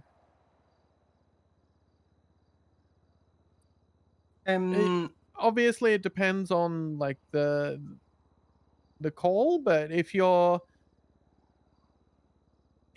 transporting like a high value target, definitely you want to go code 2. If you're transporting them back to a PD for processing, is generally code 2. If you're just transporting them like from one PD to another, you don't need to go code 2. It depends on the severity of it, like, and the urgency. Yeah. Sorry, vehicle repairs, maintenance, refueling. Code 1. They're not emergencies. A thing I want to bring up, if you guys decide to, let's say, go to a burglary and go back to code 1, I don't want to see anyone going through intersections with high speed with no lights on or something like that. So if you decide to go to code 1 to go to a burglary, you also need to adjust your driving at the same way. So don't be driving like a dickhead without any lights on or sirens, or we're gonna go after you. One thing that I have Yo, called thanks for the people follow. out on before is if you are breaking the law, I want to see your lights on. If you're just like driving normally, you don't need your lights on. If you are breaking any law, you're going above 50 miles an hour in the city, you're going through red lights, turn your lights on. It's there to alert people that there is a potentially fast-moving vehicle coming towards them. If you're going through red lights, like going at high speeds without your lights on, you are a danger to the community. Ow. All right. Any other questions? Oh. Okay. I do want to add we have 3 other codes that we use, which are not responding codes. So we've got code 4, meaning all clear. We've got code 5, which means marked units are not to respond to the area. Essentially, if somebody is conducting an like unmarked operation or undercover, that kind of thing, they don't want marked units to patrol the area, they'll declare that area code 5. And then we've got code 6, which is investigating an area. So say you arrive on scene, there's some suspicious activity, and you're code 6ing for the person. So you're investigating, you're trying to find them. Any questions on those 3? Okay. I see it on here. It's All right. on the. So when it's you on the arrive 10 on codes. scene, you must declare over radio that you are 23, so you've arrived on scene. The reason for this is so that people know, okay, yep, there is a unit on scene. When you arrive, if you are the first unit, you must establish scene control. You must also ascertain and provide information to other units. So, say you arrive on scene of a robbery, you'll say that you're 23, you'll describe maybe the vehicle out the front, you'll describe the people. You'll essentially describe the scene so that other officers that are on their way know what to expect when they arrive. It also lets specialized units respond if they need to. Say it's a high-powered vehicle, they need a high-powered vehicle to respond. It's your responsibility if you are the first to provide this information. Now, when you arrive first on scene, you will become the primary officer. Now, this means you have the most information and you will be in control of that scene. If you can't control a scene, or for whatever reason you need to pass it off to somebody else, that is fine, but you shouldn't be minimizing doing that. Obviously, if you guys, like some of you are really new, you may not have that experience. It's perfectly fine to pass it off to somebody else. Typically, your FTO will help you with this. But as you get more experienced, we fully expect you to control scenes, control other officers on the scene, and everything. Don't be afraid. Like, if I arrive on a scene, don't be afraid to boss me around. It's your scene. I want to see you in control of that scene. All right. Any questions about that? I'm so glad I'm recording all this. Okay. All right. Natasha, Evelyn, do you guys want to come up with some scenarios for RS and PC? Sure. Evelyn, you want to start? No, I'm still thinking. You're still thinking. Hmm. Okay. I had to think for a good one. So we talked about earlier shots fired and all of that. I just had to think quickly. Sorry about that. So let's say that you are out and patrolling. I need to think if this is a good one. It's gonna be fine. So you're out patrolling. You receive a call that someone has been shooting. Let's say you received a shot fire call, 1071 at the Vespucci Beach. You're just around the corner, and when you get there, you see a black and color truck leaving the area. The vehicle is speeding a little bit, so you pull them over. In the stop, you approach them. You don't have enough to tie them to the shooting at the beach, but you saw them leave the area, so you have a reasonable suspicion that they were on the beach.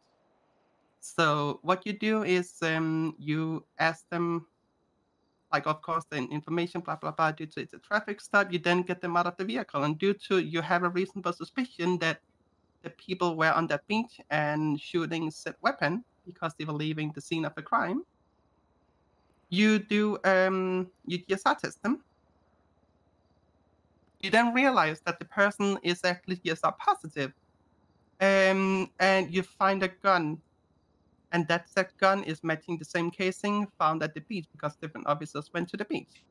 All of a sudden, you went from reasonable suspicion to probable cause that that weapon has been used. It's an easy escalation from reasonable suspicion to probable cause, where you use your level slowly building up.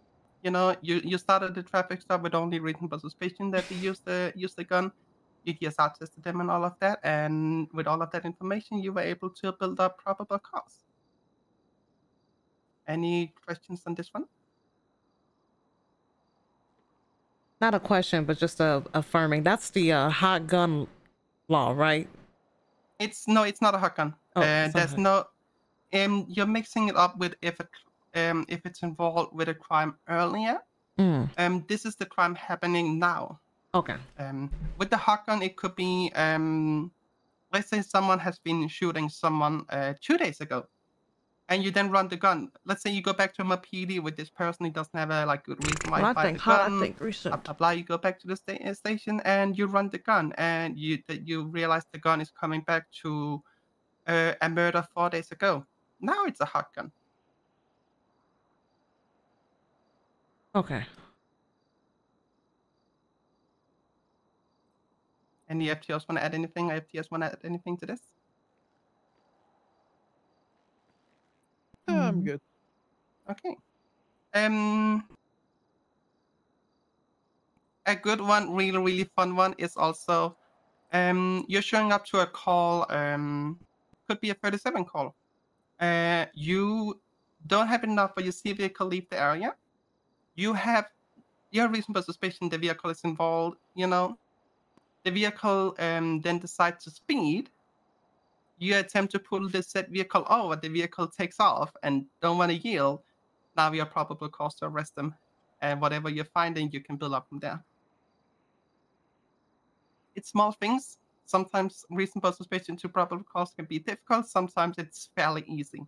But the one with the gun fired, the shots fired, is really, really good one.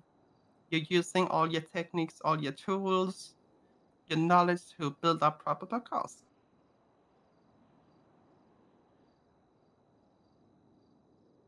Evelyn, you have one?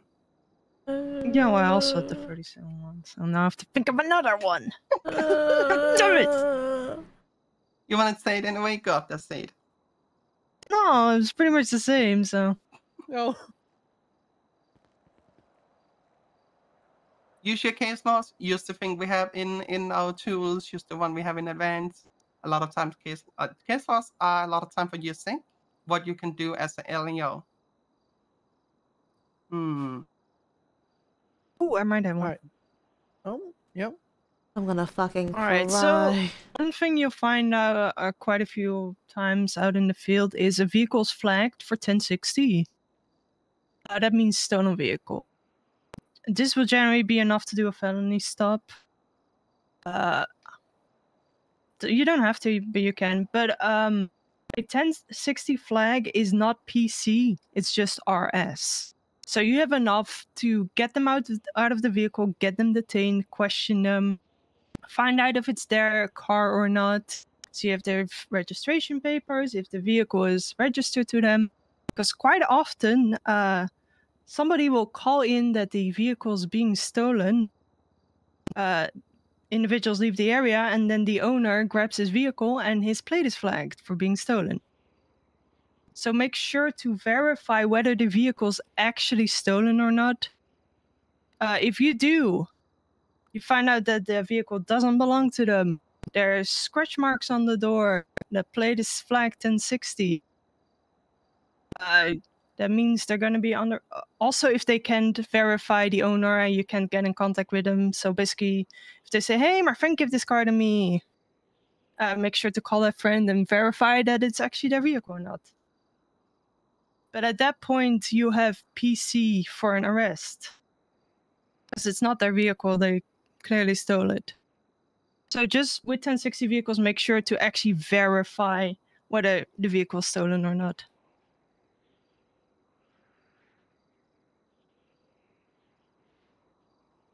All right.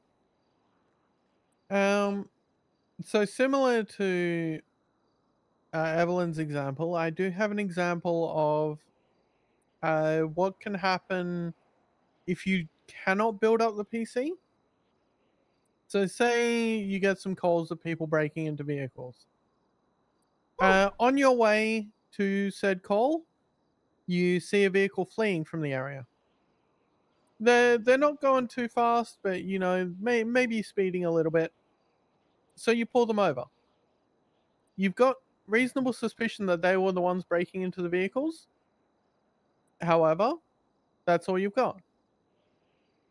You can then, like, obviously you got the PC to pull them over because they were speeding from you. You can question them. You can do all that. But if there is no way to prove that they were the ones breaking into that vehicle, you must let them go. You cannot build up the PC from that RS. And again, this comes down to detainment. If you cannot essentially build up that PC, the detainment must end as soon as is necessary. All right. Anybody got any questions?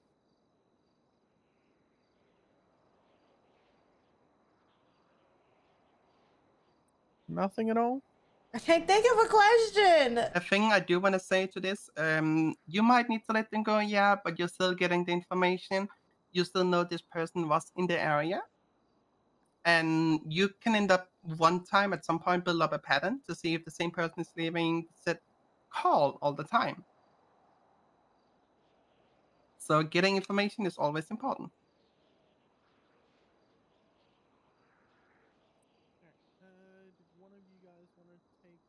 And more, Dennis. I can't think of a fucking question for these. Like Hey, welcome on. I know I'm gonna Yes, have can you them, but I build, can't think of PC anything. from historical offenses like the criminal outcomes, things like that that may have been similar in the past that they've Like, how done, is he thinking of? I can't think of shit. or even RS.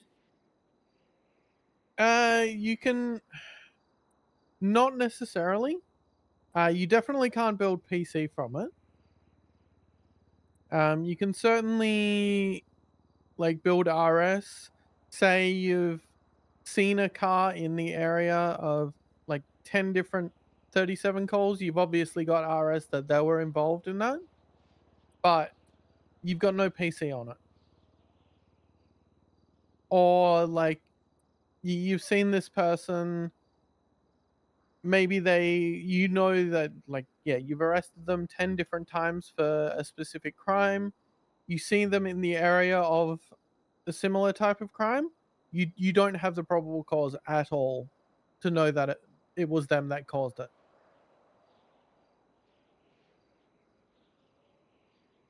But you can then do a little bit of digging in this one case here. And you can scout out areas that, let's say, the same person is doing the same crimes in the same area, kind of thing. You can then scout out the area and use the information you gather to see this person is mostly active around this area. And with that information, you can then get them in the act of the crime. Okay. But yeah, any questions to everything before we move on? Perfect. So booking facilities. We have a few places where we prefer the booking. One of them is Sandy Shaw's office. That's going to be up in Sandy. That's going to be my place. Then we have Vespucci Police Department. That's where we are right now. We also have Davis Police Department. We have a few more on the list. Grapeseed have a place. I know also MRPD do have a cell. I also know there's a cell in the news lab for the patrol apparently, but mainly stay to those three: Sandy, Vespucci, and Davis. I've never seen procedures. So when you're about to book someone, you escort the suspect into the building and place them They into show a up on a cell. map, and they should show Suspect up on will a remain in map. physical restraint until locked in a cell. So don't let them just walk around because they could start punching. But you can make a call if you want to have them in tight cuff or loose cuff, you know. So if it's a person you trust a lot, like, hey, you're not gonna run, you can have them in loose cuff, but it's gonna be on your responsibility. But do not remove the cuffs completely. A suspect will not be placed into another cell with another suspect, so have them separated, not put them in the same. Perform a secondary search of the suspect and remove any remaining contraband of the person when you're at the station. So on scene, you do a search, and when you get to the station, you do one more. If they are not being identified and do not possess identification, the fingerprint must be run. This can be done in the mugshot room with the fingerprint machine. So that's a fingerprint machine in basically all stations near the mugshot room. If they're a first-time offender, it requires mugshot, escort them to the appropriate room, and take the mugshot. Mugshots are taken from the waist and up. Hat, glasses, mask, etc. cannot cover the face, so you need to tell them to take it off. Suspects are not authorized to pose in the photograph, so they are not allowed to do gang poses and all of that. They need to look normal and stand normal. Once the suspect has been searched and they haven't been placed back in the cells after being fingerprinted, a photograph, exit, and lock the cell. Once outside the cell, you remove the handcuff. So don't be removing it inside the cell, remove it when you're outside. Any questions to all of this? Should you leave any items on them when they're in the cells? No. Exactly. What if they need any food or any water? What should you do? Provide it to them? Yeah, give them some food, but tell them that they need to make sure they eat and drink their food before they send up. Otherwise, it can really scuff up their pockets and they can lose some important stuff. Okay. Yeah, I want to add that if somebody has anything in their possessions, when either they get their seized possessions back or they get sent up to prison, it can severely they can lose things in their pockets.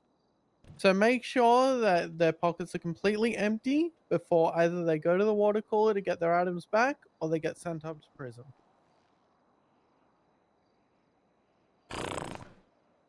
If you are dealing with a suspect that you're like, I don't know if this is the suspect, the mugshot doesn't look to be them, fingerprint them just to confirm, and if they need to update the mugshot, do so. Any questions before we move on? Okay, let's continue. Inform the suspect that you will be drafting the charges and generate the internal report in the MDW. MDW operation is covered in the substance sections. So we're gonna cover that All later. right, thank you for the 17 During this months. time, Thank verify the you. person has any active warrants of the arrest, if not already done so. So Oh, whenever you have them, if you haven't done it, make sure you haven't have any outstanding warrants and so on. fuck it, I'll put this up. If Go you back. do, you know what to do. You're gonna charge them with the warrants. As a person will be charged with the discretion of the arresting officer, LEO will fairly charge the subject and work to avoid stacking charges. So do not be stacking charges. So if you're dealing with, let's say, a chase, don't be stacking every single offense you did during that chase. Just if it's a reckless evading, add a reckless evading. If it's evading, do that. Don't be adding 10 times failure to obey traffic control devices and so on. However, if the reason for the chase is because he did run a red light, you need to add it on because that is the PC why you decided to pull them over. Does all of that make sense? Yeah. Yep. Usually what I say is I'm not dropping the charge. That is the reason I'm stopping them, you know? So if it's the first charge, I'm usually never going to drop it. Once the charges are drafted, inform the suspect that the charges and ask if they would like a lawyer present during the booking and processing. Usually we're also doing this with the custody rights. If they say no, you may proceed with the booking. If you wish to have an attorney present, you must make an effort to contact an attorney, even if no interrogation is taking place. Likewise, if a person is requesting a bench trial, a lawyer must take every effort to schedule a bench trial. If a Does lawyer... everybody here know how to request a bench trial?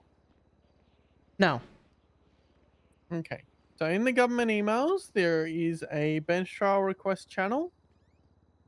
Within there, you can kind of see the format that is expected. Make sure you are tagging both a judge and a prosecutor, because a prosecutor can really help you win a case. They will argue on your behalf and Fuck is my ask you government questions, that kind email? of thing. I do also want to say there's a lot of the prosecutors now also just want to do something. And a lot of times they will end up being awake and shit free with nothing to do. So also, gonna sound weird, but give them something to do.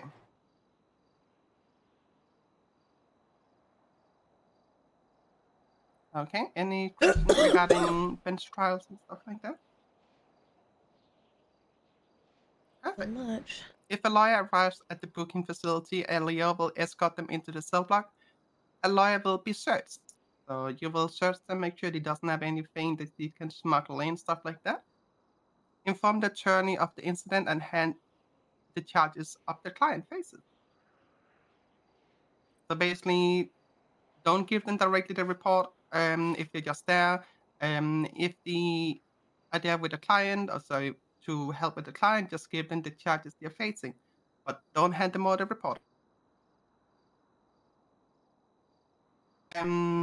Lawyers will be allowed to privately consult with their clients. So they are allowed to talk privately with the client. Once a court of action has been established, the person will be fined and sentenced accordingly. So once everything has been discussed, talked, and stuff like that, and pleaded, they will then be fined and charged. Yeah, so the And- basic procedure, if a lawyer is present, is you escort them down to the cells. On the way, you let them know like what charge they're facing. You can give them a brief rundown of the scenario so that I guess they know like what they're going to ask their client.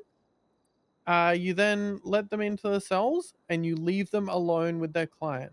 You wait outside the cells. You do not wait in earshot at all. If they're discussing things with their client, they do it in private. Once they're ready, they will come and talk to you. You then have a chat with the lawyer. It's up to them if they then want to go back and talk to their client more, or if they want to bring you down to talk to the client. Once they've got a lawyer, you do not talk to their client on their own. You always talk with the lawyer present. Magpie? One of the things I've noticed is the FOIA requests freedom of information. At what point does the lawyer need to request that? And if we're going to bench trial, is it just an automatic going to the court, or do we need to provide them with reports, etc.?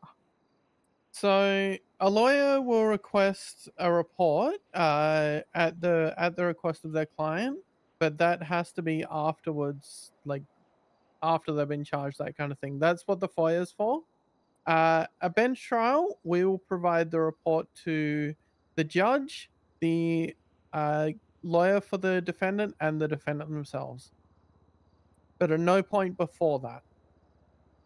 And just to add on, until when you go to a bench trial, until the judge brings the court in session, you can add anything to the report, right? So you could go to court and continue working on your report until the judge bangs his gavel. Does that make sense? Yes, thank you.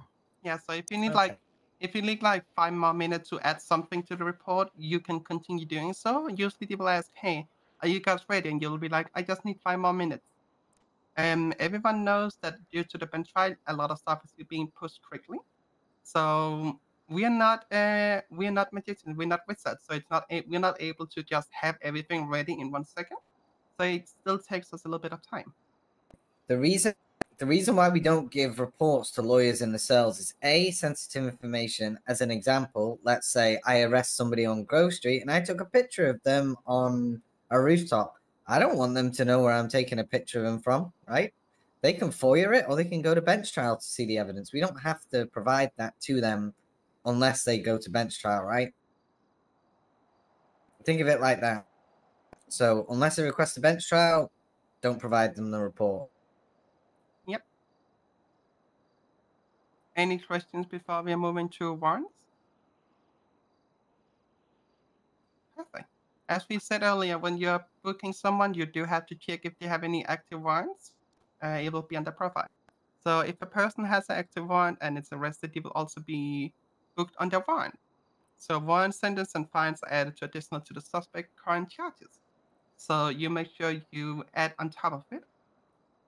Warrants are not negotiable unless the LEO who generated the warrant is available to assist in the booking of the suspect. So you are not allowed to adjust the charges of a warrant if the person at all. You need to do it if the booking officer is there, and then they will do it if they feel fit to do so. So if you read a warrant and you're like, this doesn't make sense, you're not allowed to adjust it. But if it's a major issue, follow your chain of command and go all the way up to command with it, and they will guide you. But thumb rule: if somebody put out a warrant, it's their warrant. You do not touch it. You only serve it. Warrants that are not served during a arrest scenario are invalid and voided. So basically, if you don't serve a warrant during an arrest, the warrant is useless and will no longer be useful. Any questions? Perfect. Licenses. Weapon license will be removed if a person commit a misdemeanor or felony involving a firearm. If someone is breaking the law with a firearm, a weapon license will be removed. That has recently changed. Has it I don't think, yes. So any violent felony, we can now remove weapons licenses. Violent felonies, there you go. Yes. Yeah. I thought it was changed. Yeah, it changed a few days ago. Okay, so violent felonies, you can remove a firearm license, sorry. Driver licenses cannot be suspended by LEO except for automatic at. Yeah, that section needs to be reworded. Yes. Essentially, if somebody has reached 15 points, you are to suspend their license. On a profile, you can see after the person how many points they have, and after you have processed them. So during the process, you will see, okay, this is giving this and this amount of points, and you notice, oh, wait, they have 14 points, and you're adding 4 more points. You will then notify them, hey, we are also going to be taking your driver license. When you're taking somebody's driver license, you do also have to take the physical license of them, which is their driver license, because that is not being confiscated, and you're putting that in evidence. And then you will take, you'll press under license, the driver license under profile, and you will mark it as suspended. A DOI is automatic as suspension of the driver license. So one thing with licenses as well, make sure you put a note on their profile as to why you've suspended their license. Now include the charge that suspended it, because different charges have different suspension times. So say if they ran a red light and that took them over the 15 points, that would be just a traffic infraction. That would mean that they'd be able to get their license back much easier than if it was, say, for reckless evading, which is a felony. Felonies, specifically for driver's licenses, they need to wait 30 days before they can get their license back.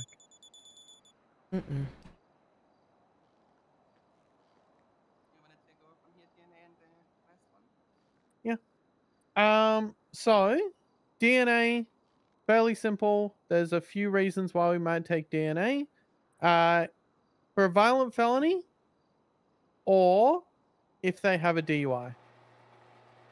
Now, we can also take it with consent. That's very important if somebody gives consent. So say maybe they're part of an investigation. Well, they were on the scene where there's a lot of like shots fired, a lot of people got injured. Some people may want to voluntarily give their DNA to rule out like their involvement in it. Or so you can build up a better picture of, say, okay, this person was here, that kind of thing. All right, any question on DNA? Actually, one thing that I want to add is law enforcement officers should have their DNA on file. So if you guys don't, and you can check that on your own profile, make sure you get that on file. Okay? It's, yeah. Similar to how I just described for consent, if you're on a shooting scene and your blood is there, it's good that we know that it's your blood and not somebody else's. Essentially, assists in the investigation. All right. Reports. Arrest reports and civilian reports must be completed within 24 hours of an arrest or incident. I don't want to be chasing people up because there's 20 reports that you've done that have just got the title in them and the charges and nothing else. If you're primary on a scene, make sure the report is done. If you need statements from other officers, chase them up.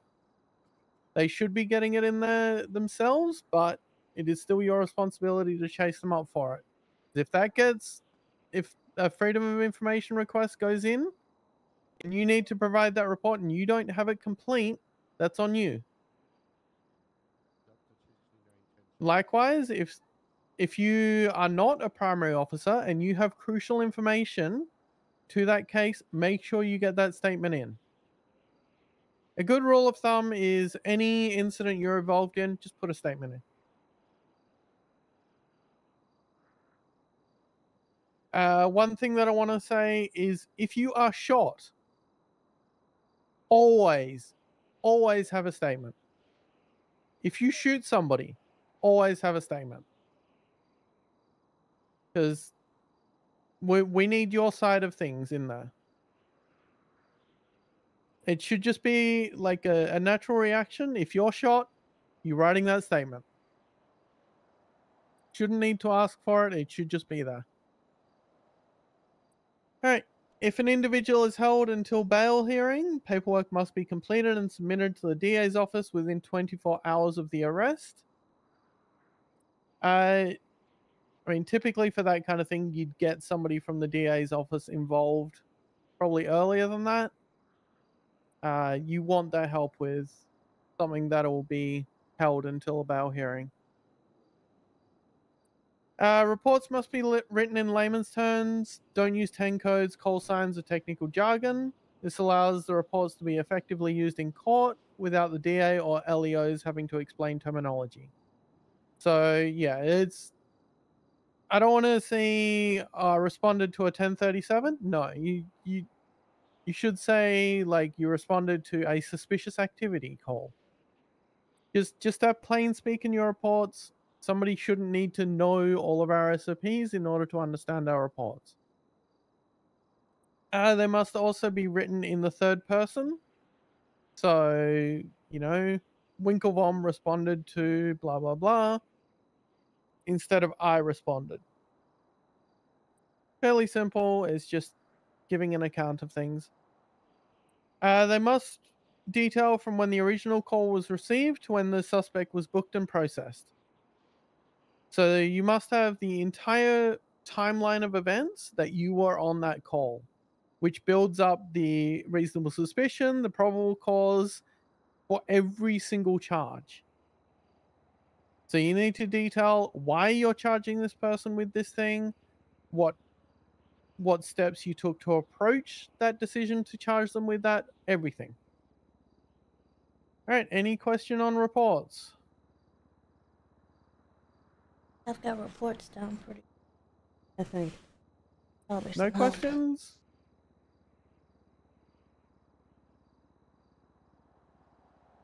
Okay, well, this does bring us to the end of Module 2 and today's Academy. Does anybody have any questions about anything we've gone over today? How do we get our DNA on the file? Yeah, that. Yep. You'll need somebody else to run your DNA. So if you want to do it on each other, that's a perfect way to do it. Yeah, go ahead and do it. If you want to make somebody's... Sorry, I wasn't shouting. And if you want to make somebody's day, you can have Edward Maddox do it. He loves taking people's DNA. So if you Is see he still Edward on Maddox duty? around, you No, just he's say, not. hey, sir, I would love for you to take my DNA. All right, I think I've got it. Just have a look at me here. Is And, anyone got a spare one? oh, I and, see. I need your state ID. Yes. Oh my gears in the locker. So this is why it's very important that you fingerprint somebody before you take the DNA, so that you know whose thing you're putting in. Right. Because you could have anyone just say they're anybody, right? And you can't prove it. So if you have the fingerprint, you can prove it. So she should check my fingerprints. You always check somebody's fingerprints before you do someone's DNA. That way, you're not putting some random person DNA on their profile. Because someone's tried to do it before, all right? It does happen. You will get the smart criminals. I'm collecting your fingerprints.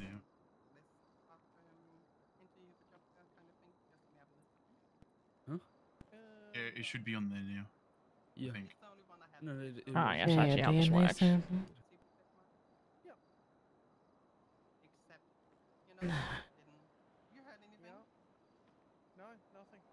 All right. How can I check if if it was done? Would I do it through my MDW? Yeah, so you check it. If you got a DNA, so if you go on her profile now and refresh her profile, it should say DNA on file now. Go on each of It's these going to be, profiles. sorry, 6297.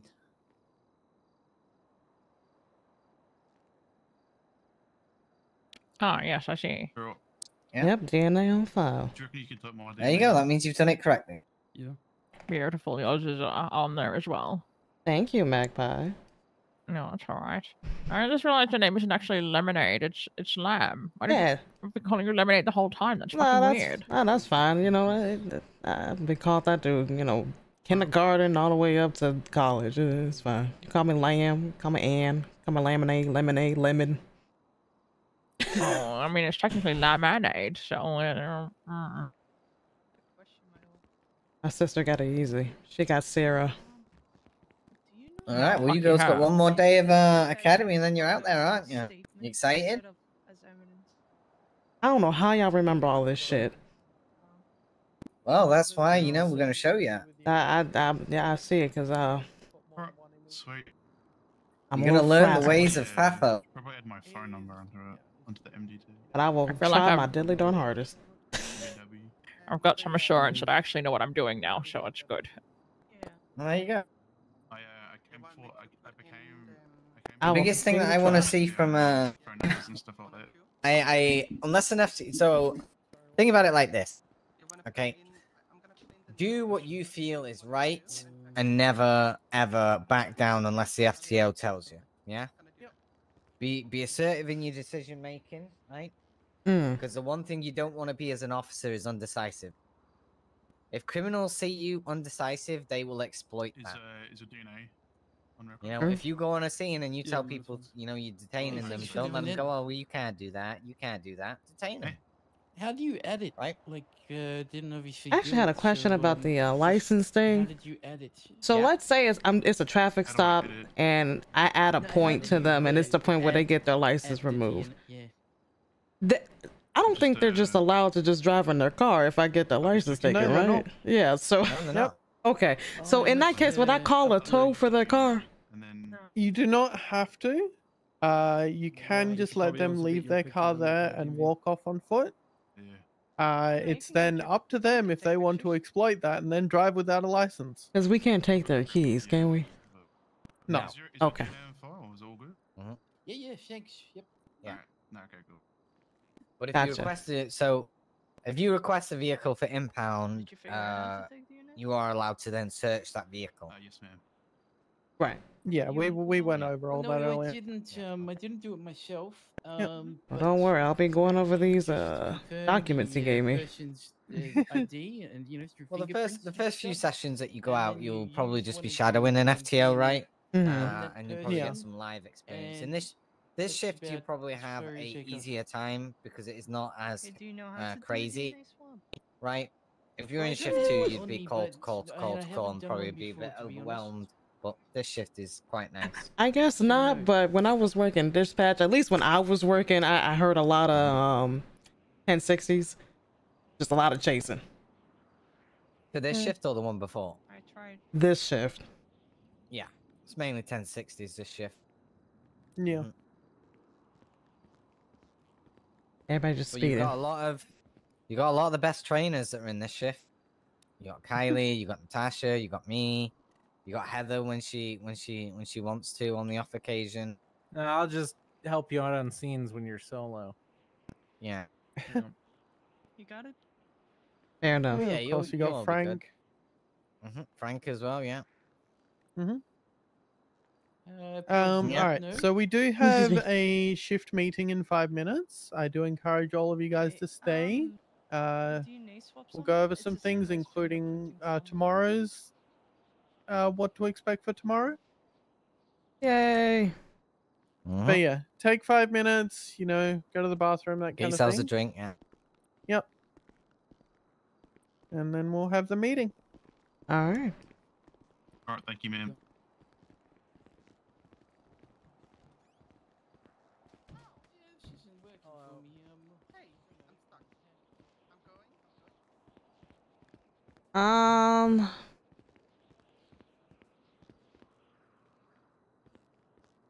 I think I'm going to the garage for the food again. I think. Actually, let me ask them.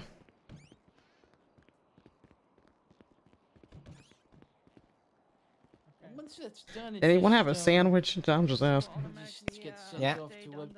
Yeah, right. Who's handing me things? Oh, Oh, no, wrong no, person. no. That's nice. Heather, Great work, okay. Heather, you have to give it back. Give it back, Heather. God damn it, Heather. Come over here, Lemon. Take the fucking water. I'm lemon. I'm got the lemon. water. Yeah, they did my one. Handing you the water. There you go. Thank you. Okay, No problem. The water fell on the ground. Here, take the water. It fell on the ground. Oh, okay. Oh no. Oh, no. No. Take it. Take the water. Right. Thank you.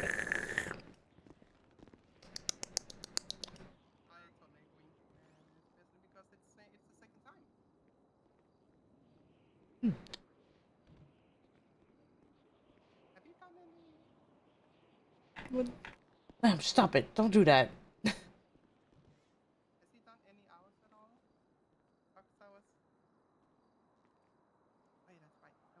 All right.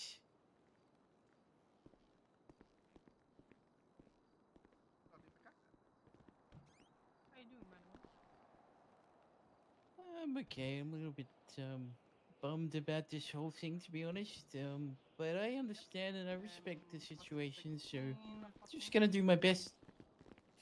16th, I believe. I mean, if you do well, you can just speed through sign-offs. I'm gonna Yeah, I sit hope down so. and be with everyone else.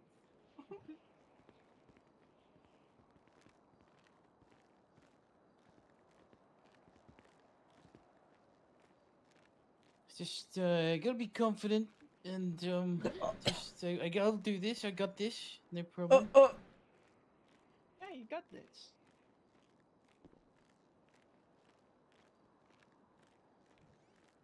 So the briefing happens here as well. Yes, this is the meeting room. Okay.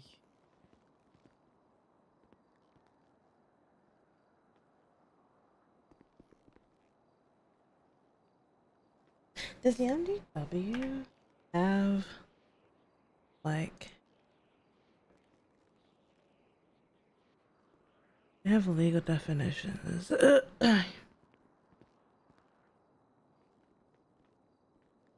got felony A.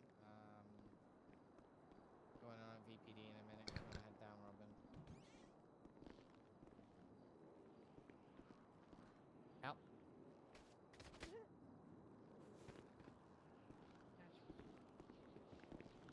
I haven't got anything. Unless you girls got anything you want to go over. Pungent. All the penal code stuff if you want to go over that. Do they have like the laws? Like, you know what I mean?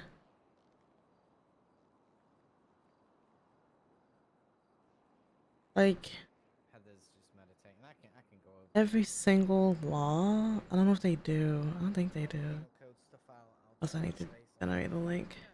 Thank you.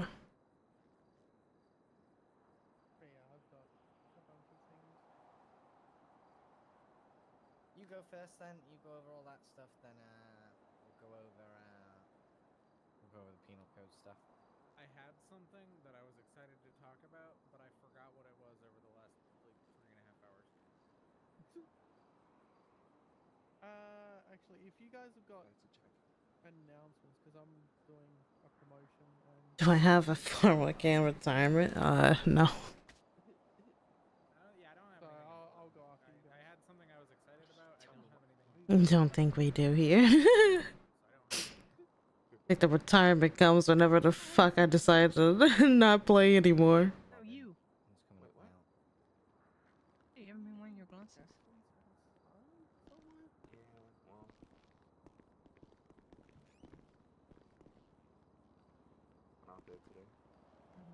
Yeah, sorry if I'm not like talking. I just really gotta pay attention. Hi, sis. Good morning. Oh, hello. How are you? Alright, who are we waiting for? Good, how are Waiting you? for Jackson Oh, and... good. There we go.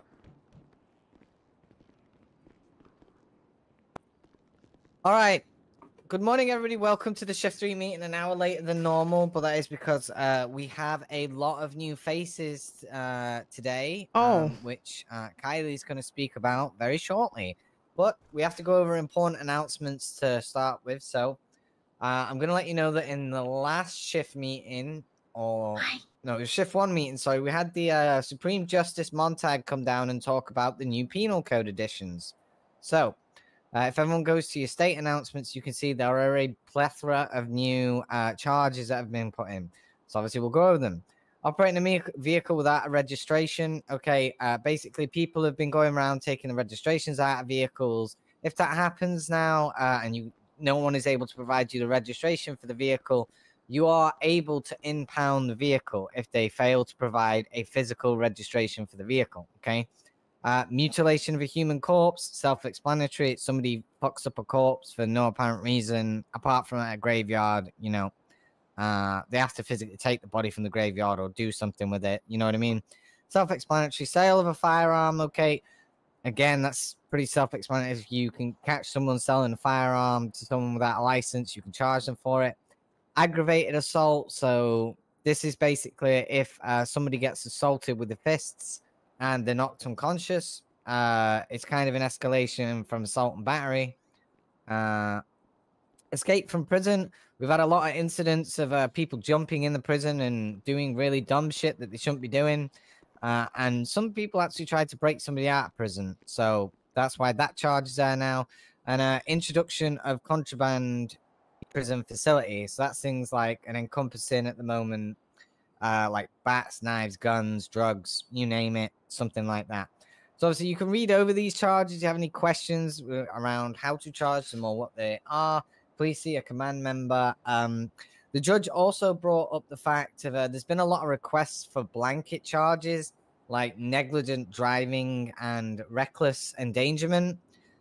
These charges, the DOJ considers lazy, right?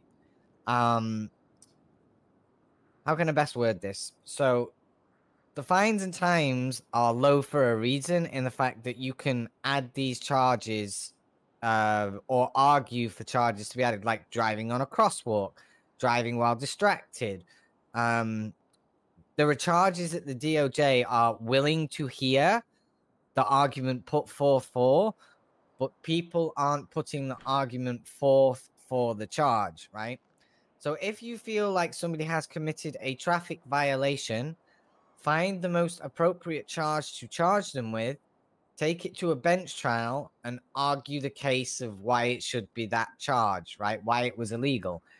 Okay? Does that all make sense? If you can articulate that someone broke the law in your mind, take it to a bench trial with the closest fitting charge, and then the DOJ can then start a discussion around it. Moving on to the next announcement, criminal use of a firearm was removed. So criminal use of a firearm was removed specifically because it there's other offenses that fit it, like negligent discharge and reckless discharge, etc., etc. There's no people were stacking it pretty much, and it pissed the DOJ off, so they just removed that charge. Then you have the legislation updates to manslaughter and involuntary manslaughter. These are charges of which, you know, if you are confused at what the difference is, speak to an attorney. You should always, if you're unsure about one of the bigger charges, always try and either get a senior or a DA to come down and aid you with the charge, right? Generally, in these situations, we're available to help you anyway through these charges. Then you've got intentional obstruction of justice, and obstruction was basically changed into 2 charges, so basically intentional and a misdemeanor offense, because obviously, you know, some people are abusing obstruction of justice. And then there's a bunch of manufacturing and drug trafficking charges that have been put in,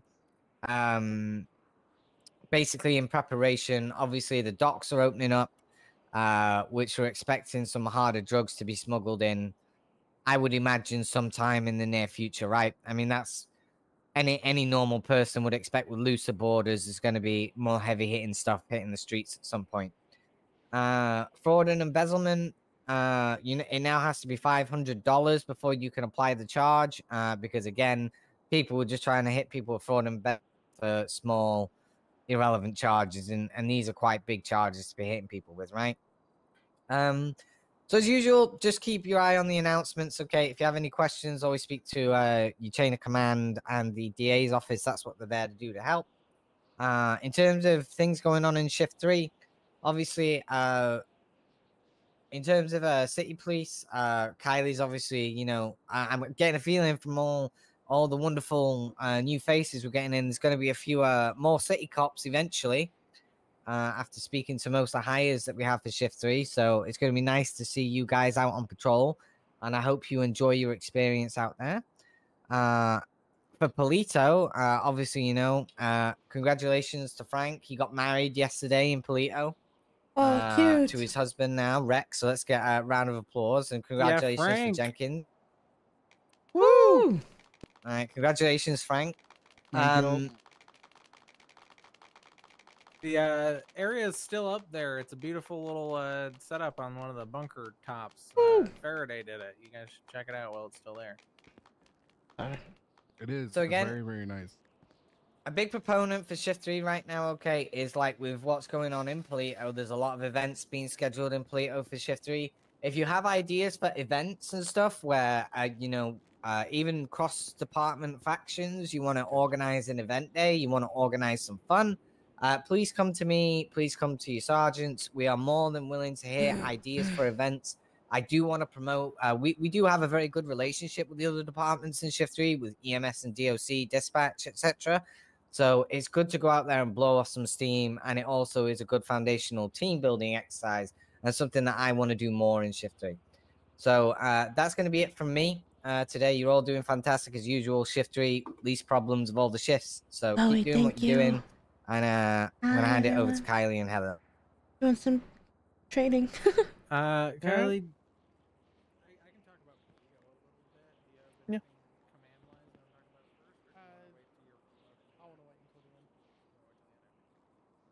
All right, so I guess Nova talked a little bit about Polito, so I'll give the usual spiel since we got a lot of new faces. A lot of you guys might be looking to get into different stuff once you're solo. Polito is just kind of starting out. It's not really an official department. We're not really trying to make it one. It's just a group of people who like hanging out up north. There's a small sheriff's office up there. We have evidence. We have a place you can buy things. You can clock on duty. That's about it. But you know, you can deposit your evidence while you're up north. You can grab new taser cartridges if you need to. And if you feel the need, you can join us in patrolling Polito. Frank and I keep a monthly thing going on where you just pass notes between different shifts. It's the PP, the Polito Patrol. We're going to put another one up for March. Have you already done that, Frank? Have you put a new one up for March? Or did I? Huh? No. All right, we no, got to get a new one up for March. March. But yeah, no, it's just little notes, things going on in Polito, so that we can keep each other in the loop. If you see something, you add it in there. New group hanging out, new business starting up, anything like that. You know. Use the Polito Bay tag for the love of God, and just use yeah. tags, please. Almost more important is the Polito Bay tag. If anything happens in Polito, whether or not you're interested in getting involved up in Polito, please use the Polito Bay tag. That way, Jenkins and I can go through the Polito tag and see what's happening up there, and then we can add things into the PP.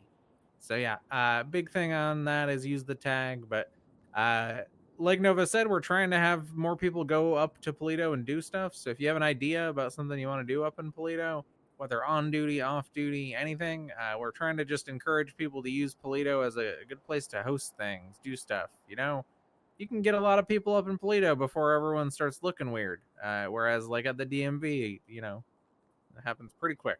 So Polito, yeah, hell yeah. All right, I'm done. All right. So, today we had modules 1 and 2 of Academy, so we do have a bunch of new faces here. Tomorrow, I am going to need as much help as possible from all the FTOs because we're going to be doing a bunch of practical stuff. So, any FTO that wants to help out, I strongly encourage it. We've got 5 people here that will need help with all the practical stuff, which includes traffic stops, pursuits, all that fun stuff. On that note, there is one person that I want to recognize who's been putting in a lot of work for the FTO program. Evelyn, you want to come up here?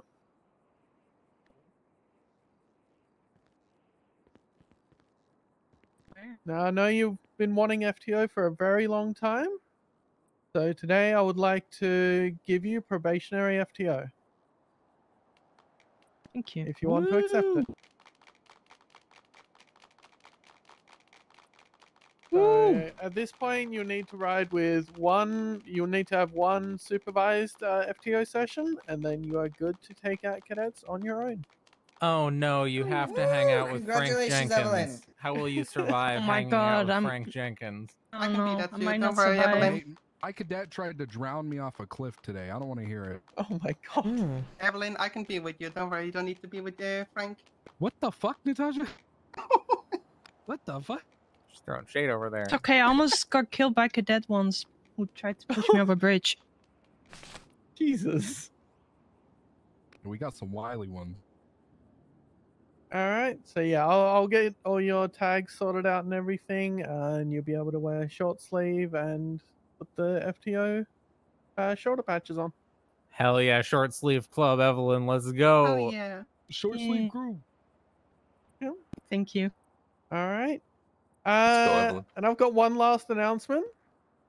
So we got a person that joined the cadet program not all that long ago, like middle of February. They put in amazing work and just recently had both of their final evaluations and passed them with absolutely flying colors. So Leon Jericho, Oh my like to God. offer you a position of full officer in the LSPD. I accept, Sergeant. Okay. Be really awkward if you didn't. To be honest. I accept this. Does this mean I'm not fired? Not yet. It means you're not fired for now. Give it Thank a week. you. I appreciate it. Congratulations. Please continue not violating anyone's rights. We like when I you don't will. do that. Oh my god, I I'll can't. never. Maybe. I'm just gonna Alright, stand. and call sign 3 Jericho 7. 07, ma'am. 07. Okay. Alright, you can finally put on that badge you've been pining for. Oh my God, I got a badge. Yep. There's Oh a my box God, of I'm so happy. leftovers in there if you want Oh. one. Oh, you know what? I do have a another thing very quickly because rumors may have been going around. So whether you have or haven't heard it, the FIB is a thing. They are around in Shift 2, Shift 1. Very small. I am officially now a part of the FIB. I am not leaving the police department. I am considered a police liaison, but I do operate with the FIB now. So don't be alarmed. I'm not leaving the shift. I'm not leaving the PD or anything. I'm specifically there as a liaison for the FIB.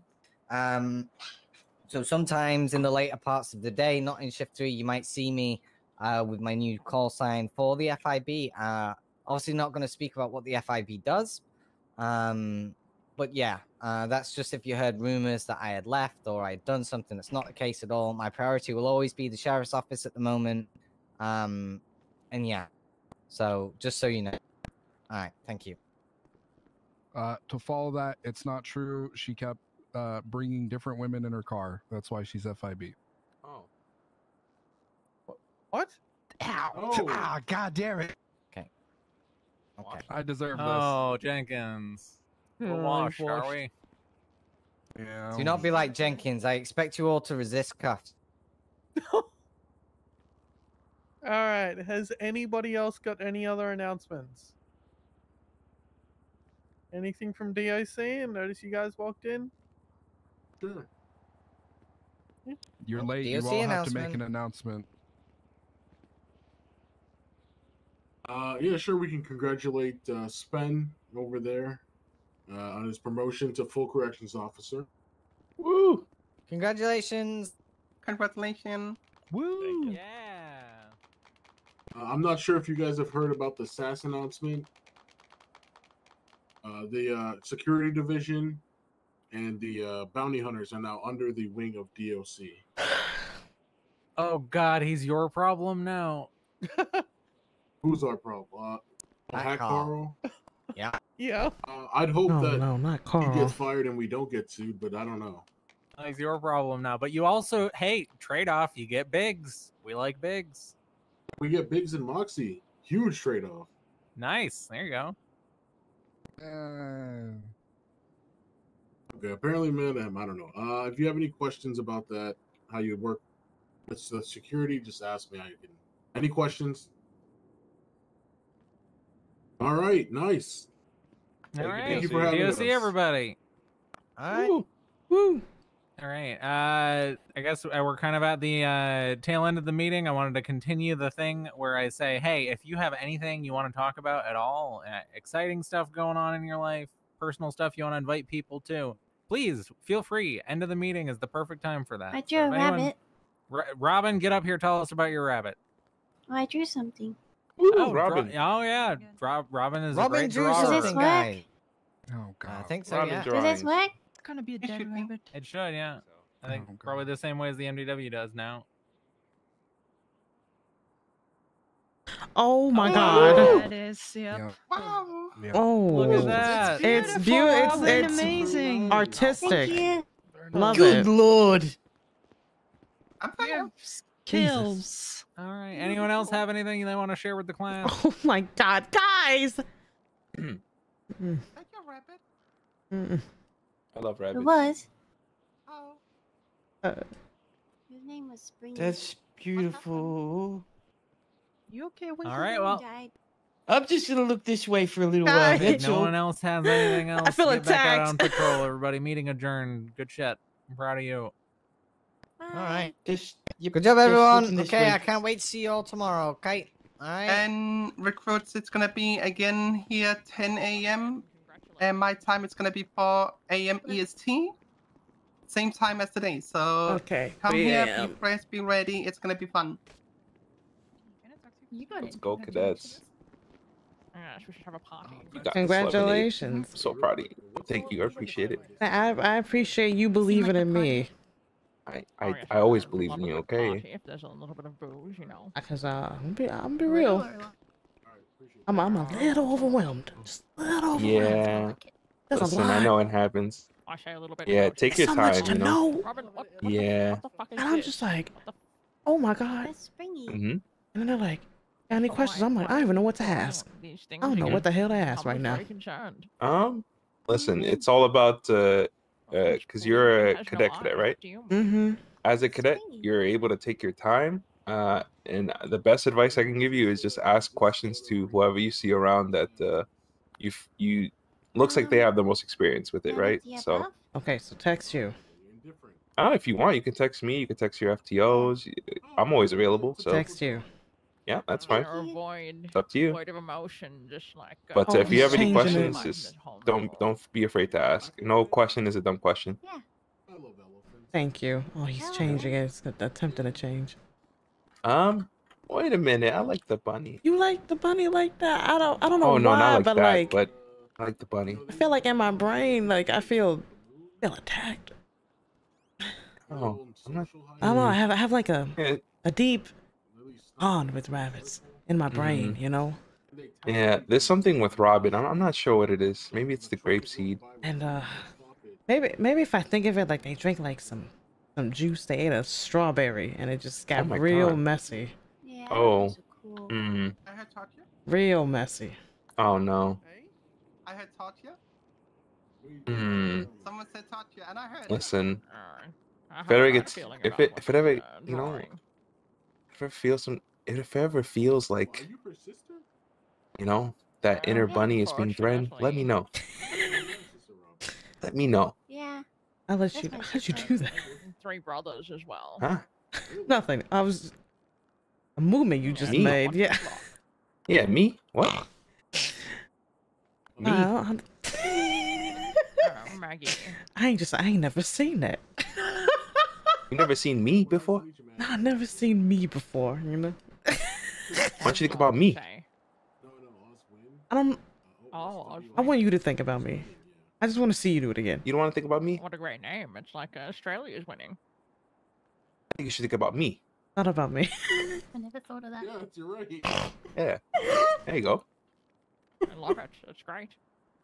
All right, I'm gonna go ask if I can get out of this uniform. How is corrections? Is it busy in shift? Bye bye. Bye bye. No, that's pretty quiet. Yeah, it's very quiet in shift 3. Yeah. Oh, we'll have to arrest more people for you then.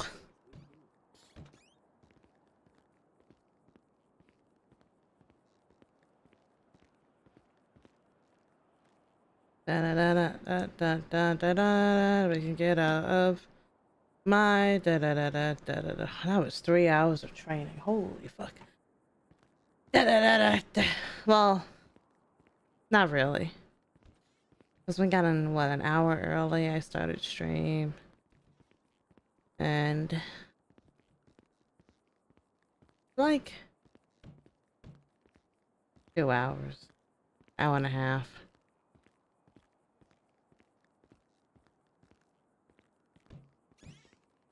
Guys, Oh, I don't know, man. That fucking brainworm in me says you should quit. The brainworm in me says you are gonna do a shit job. You should just give up. And I'm like, I don't want to do that. Can I buy a regular camera? I want to do that. I just want a camera.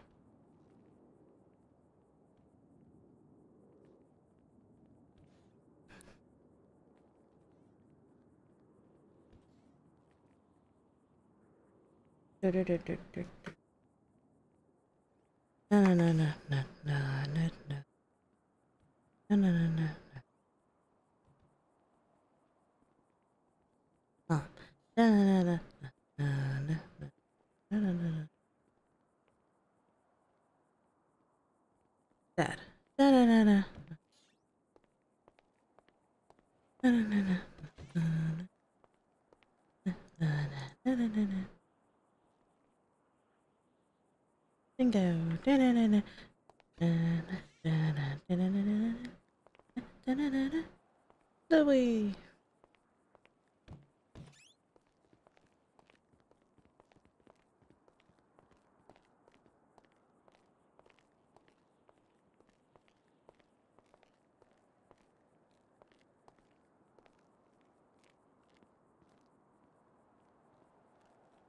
I didn't even think about like where I want to go in terms of like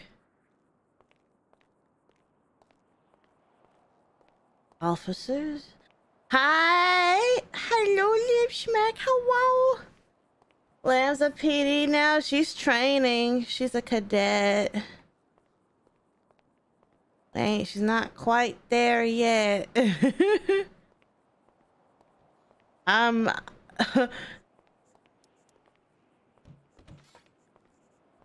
We are both very fucking nervous and confused, but I'm gonna try my best to like learn everything, you know, during my off time especially. It was gonna be great. You guys should not have these like high expectations of me.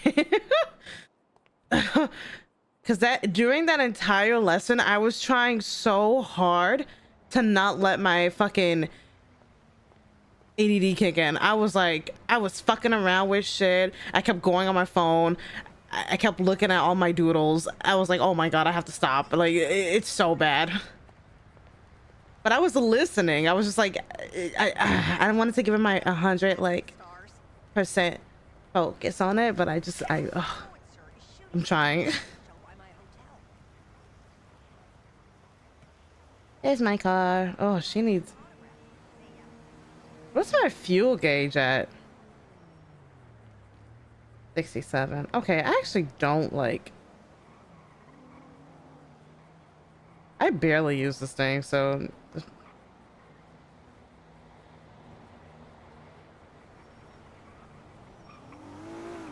I plead guilty. Arrest me, please.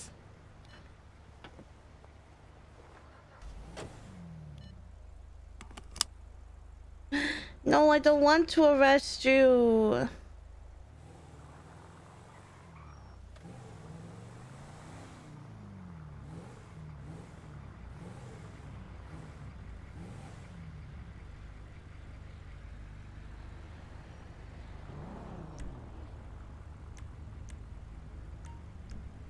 I don't want to arrest.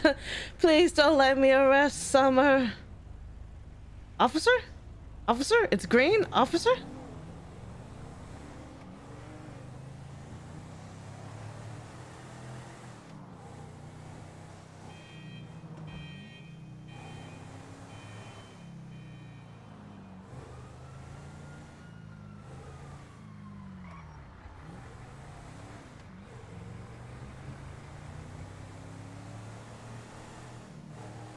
Officer? Go? Do it. No, I don't want to. I do not wish to arrest the Summer. No, they're so nice.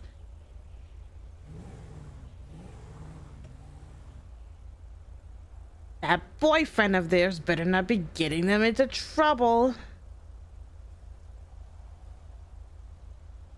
Man, I miss Maestro. I miss my boy. And I miss Dina. I miss Kenny. I miss my Cluck and Bell crew.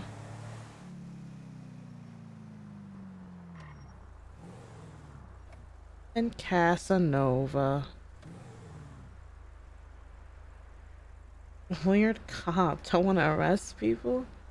Not really a want.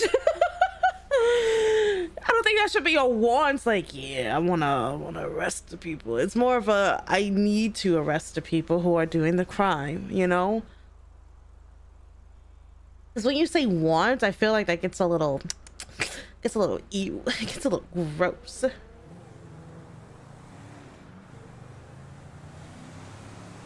Listen, my daddy. Oh. Shit. Well, I just busted my fucking windows. God damn it. And I have to get that fixed.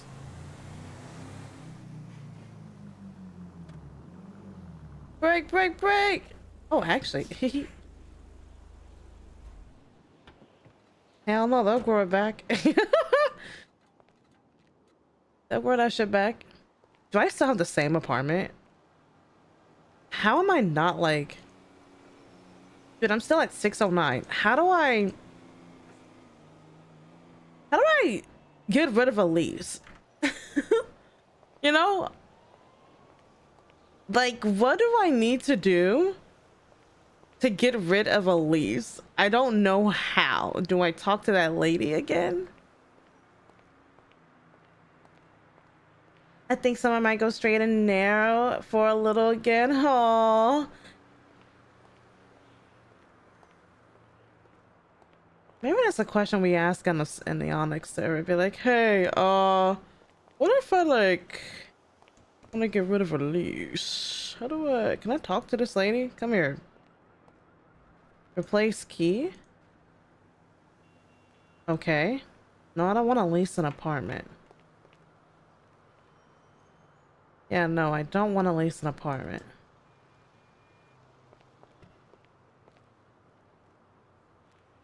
Got a new key.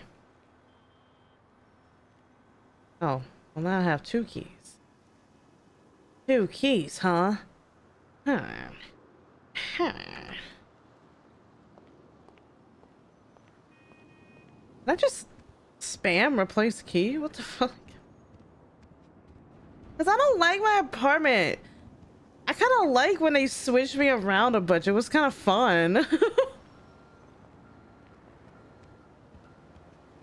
I don't like the way my windows are positioned. I don't like it. I don't like it.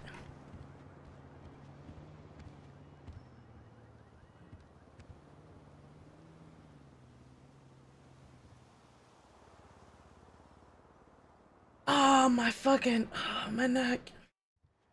You can buy a house on Onyx. You can have an apartment. There's 2 apartment complexes, but I don't know where the other one is. Like, I have no idea where the other one is. There's the Infinity Apartments, and yeah, I don't even know what the other one is. Convenience store, DMV, butcher, hardware store, hunting. There's like a nicer apartment. I just don't know where the fuck it is. There should be like... Update this map. Well, I do like that my apartment is here. I hate this decorum. I don't like this decorum. I don't like this bed. I don't like that my window now looks out here. I like the other one where I showed Mickey and Clarence, Momo and Maxie, the fucking thing, and it was nice. I liked that. This one's okay, but it's got like an old TV and it's playing fucking Dungeons and Dragons, which we love D&D here. We love that. Love that for us. But I don't like this decor. I don't like it. Oh my god. Okay. Now we leave because honestly, there's nothing else for Lamb to do. There is literally nothing else for Lamb to do.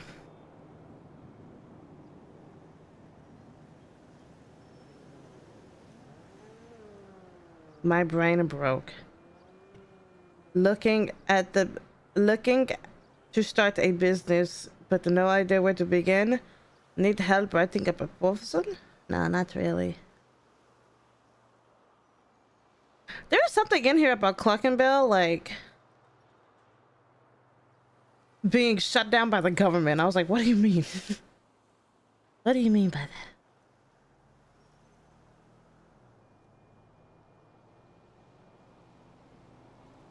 Donate to rat milk. Rat milk? What is that? Rat milk. Ew.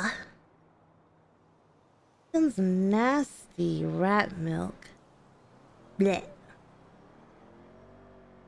Well, I'm not done streaming just yet. I might just switch over to art and just doodle. Cause I feel bad. I've deprived you. I haven't been streaming a lot at all.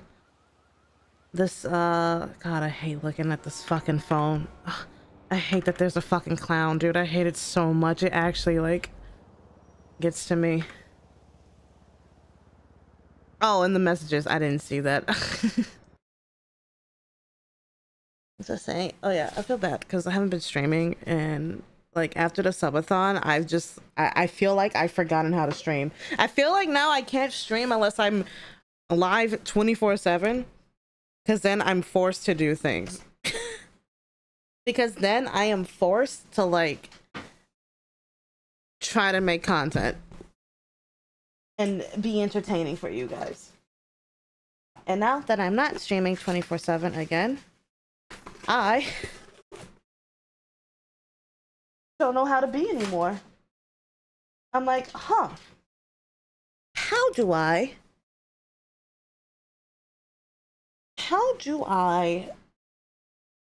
stream? How do I plan for stream? What do I plan stream? When do I start stream? That's another big question. It's like, oh fuck, do I like go back to my regular schedule of like streaming at fucking 9 p.m.? Sorry, not 9 p.m. I think it was 11 p.m. Or do I try to like aim a little earlier in the day? Because that I do not know. Oh god, actually, oh my god, never mind. I am. It just fucking hit me. I'm tired. Oh no, it hit me. I'm eepy. I've actually fixed my sleep schedule a little bit, so I'm not like trying to stay up all night as much. I'll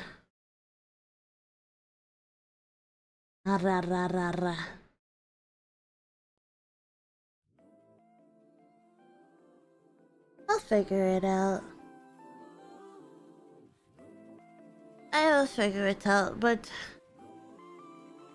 I am gonna sing you guys over to my boy Sora. So I will see you guys tomorrow on my alt account.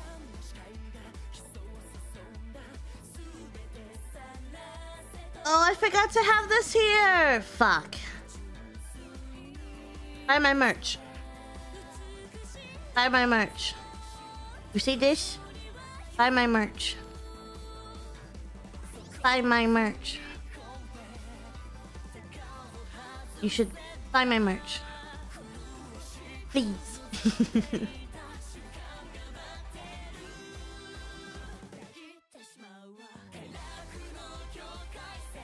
Okay, my loves. I see you all. Goodbye. Goodbye forever. Goodbye forever. I leave forever. I'm gonna eat up this sandwich, chill, and then sleep in like the next hour. Goodbye forever.